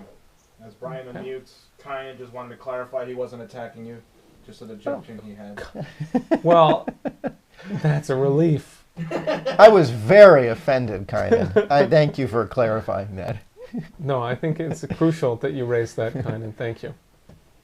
And I also really want to underscore what Jason pointed to, which is that go and read LaRouche and find out what he says, and you make your own discovery of what he discovered, and then you'll know. Don't dare take anyone's word for it.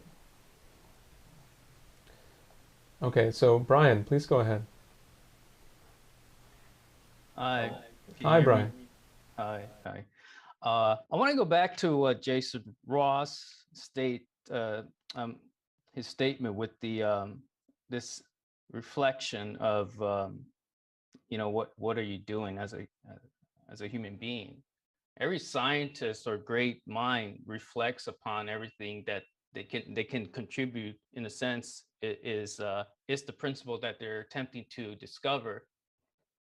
It would in a way of speaking, how would a universal principle discovery, how do you actually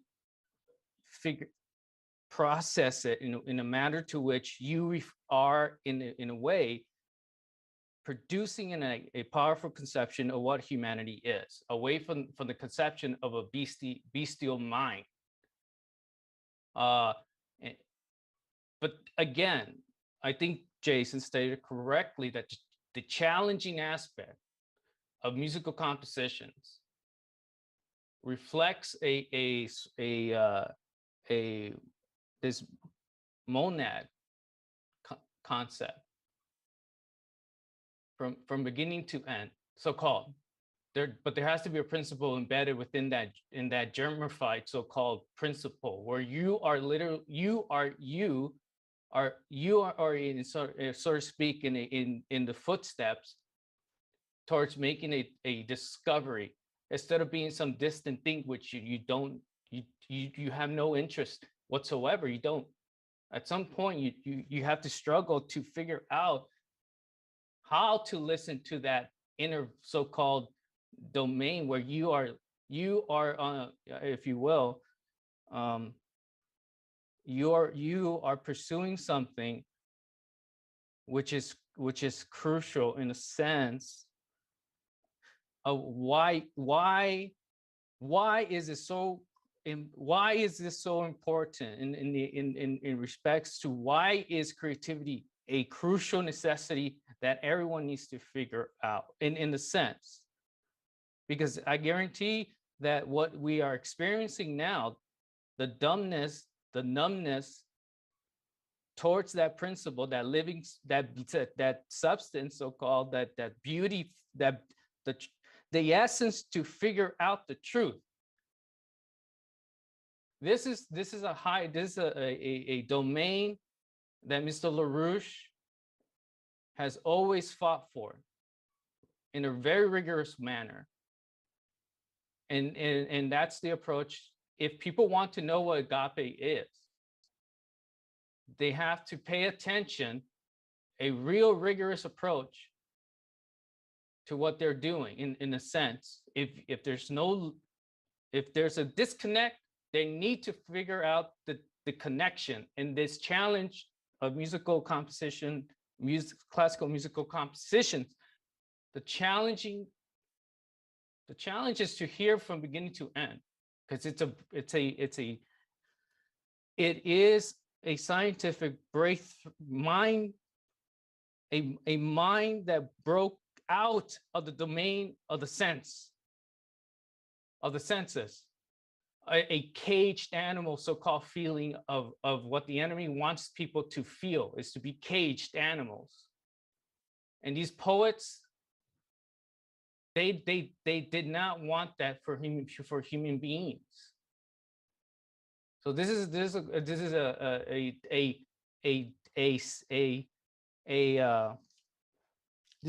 is not something that it's somehow you're reaching for it. Either you know it or you don't know it. Yeah. So, anyways, but that's what I have to say. I think discoveries are something that they touch us in a way that really nothing else does. And it's something that even if we don't know what we're looking for, that we all thirst for. I think it's also the way that you come to know yourself. Because, I mean, think about who you are as a person. I mean, what's your personality? You've got a set of beliefs that you hold right now. You've got a set of mannerisms or preferences that characterize you right now. You've got a personality right now. I bet a lot of those things have changed over the years. You're not the same. I mean, none of us are the same person we were when we were, 7, for example, right? We've definitely changed at least some since then, I think. But what it is that gets to really be you is the way that you respond to challenges that require you coming up with something new. And, the benefit of doing, I just know personally the experience of really working through and understanding what Kepler did, for example, or what Gauss did. These are the kinds of things that just touch your soul in a certain way and acquaint you with the real core of your personality, the ability to struggle through something and figure out something new. And then the opportunity to help others come to know something, the opportunity to teach in that way, to draw that out of other people. I mean, this is a type of social interaction that's just unparalleled. And I think that there is a lot of people are searching for this in a very powerful way. They don't know it, and this is what I think leads to the bizarre attempts at identity, or putting off the question of identity by being drawn up in something in the moment of, once I figure this out about myself, then I can, then I can get on with life. But you can work on it right now. I feel like that was pretty unclear, but I'm not going to say anymore right now. Okay, well, I want to thank you, Brian, and everyone who's been participating. We have, we'll be concluding now. We have 7 more weeks of classes. We want you to join, if you watched all the way through especially, we want you to join on Sunday night at 8:30 p.m. Our good friend Kate Levinson will be very much involved in this, but so will many other people. We're going to be discussing a crucial paper which you should read before Sunday called On LaRouche's Discovery. You have it in your email if you registered for the class, and we will you need to be registered in order to join the Sunday in-depth discussions. They're going to be for a smaller group of people who want to go in depth, and you must be a $5 per month member of the LaRouche Organization. So you, at least, and by all means you can give $25 a month, you can give $100 a month, but we want you to be a contributor to our organization and to work with us to grow this movement. And that's the purpose of coming in on Sunday night. So please join us for that. And any other things we need to cover? Do you want?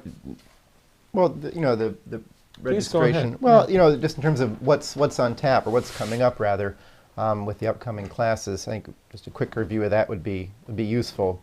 We're going to have the next one, as Daniel mentioned, is going to feature Paul Gallagher on the productive powers of labor. We're going to talk about the machine tool principle, on the aesthetical education, about the creation of the U.S. Republic, about U.S. history. Is the U.S. purely built on wickedness and evil? Hint, the answer is no. We're going to talk about Vladimir Vernadsky and Lyndon LaRouche, about history of science, about music, and we are hoping to have Helga Tsepp-LaRouche available for the 8th class to talk about the international LaRouche movement, who we are, where we've been, where we're going, and how you can work with us to put in place this new world architecture. Okay.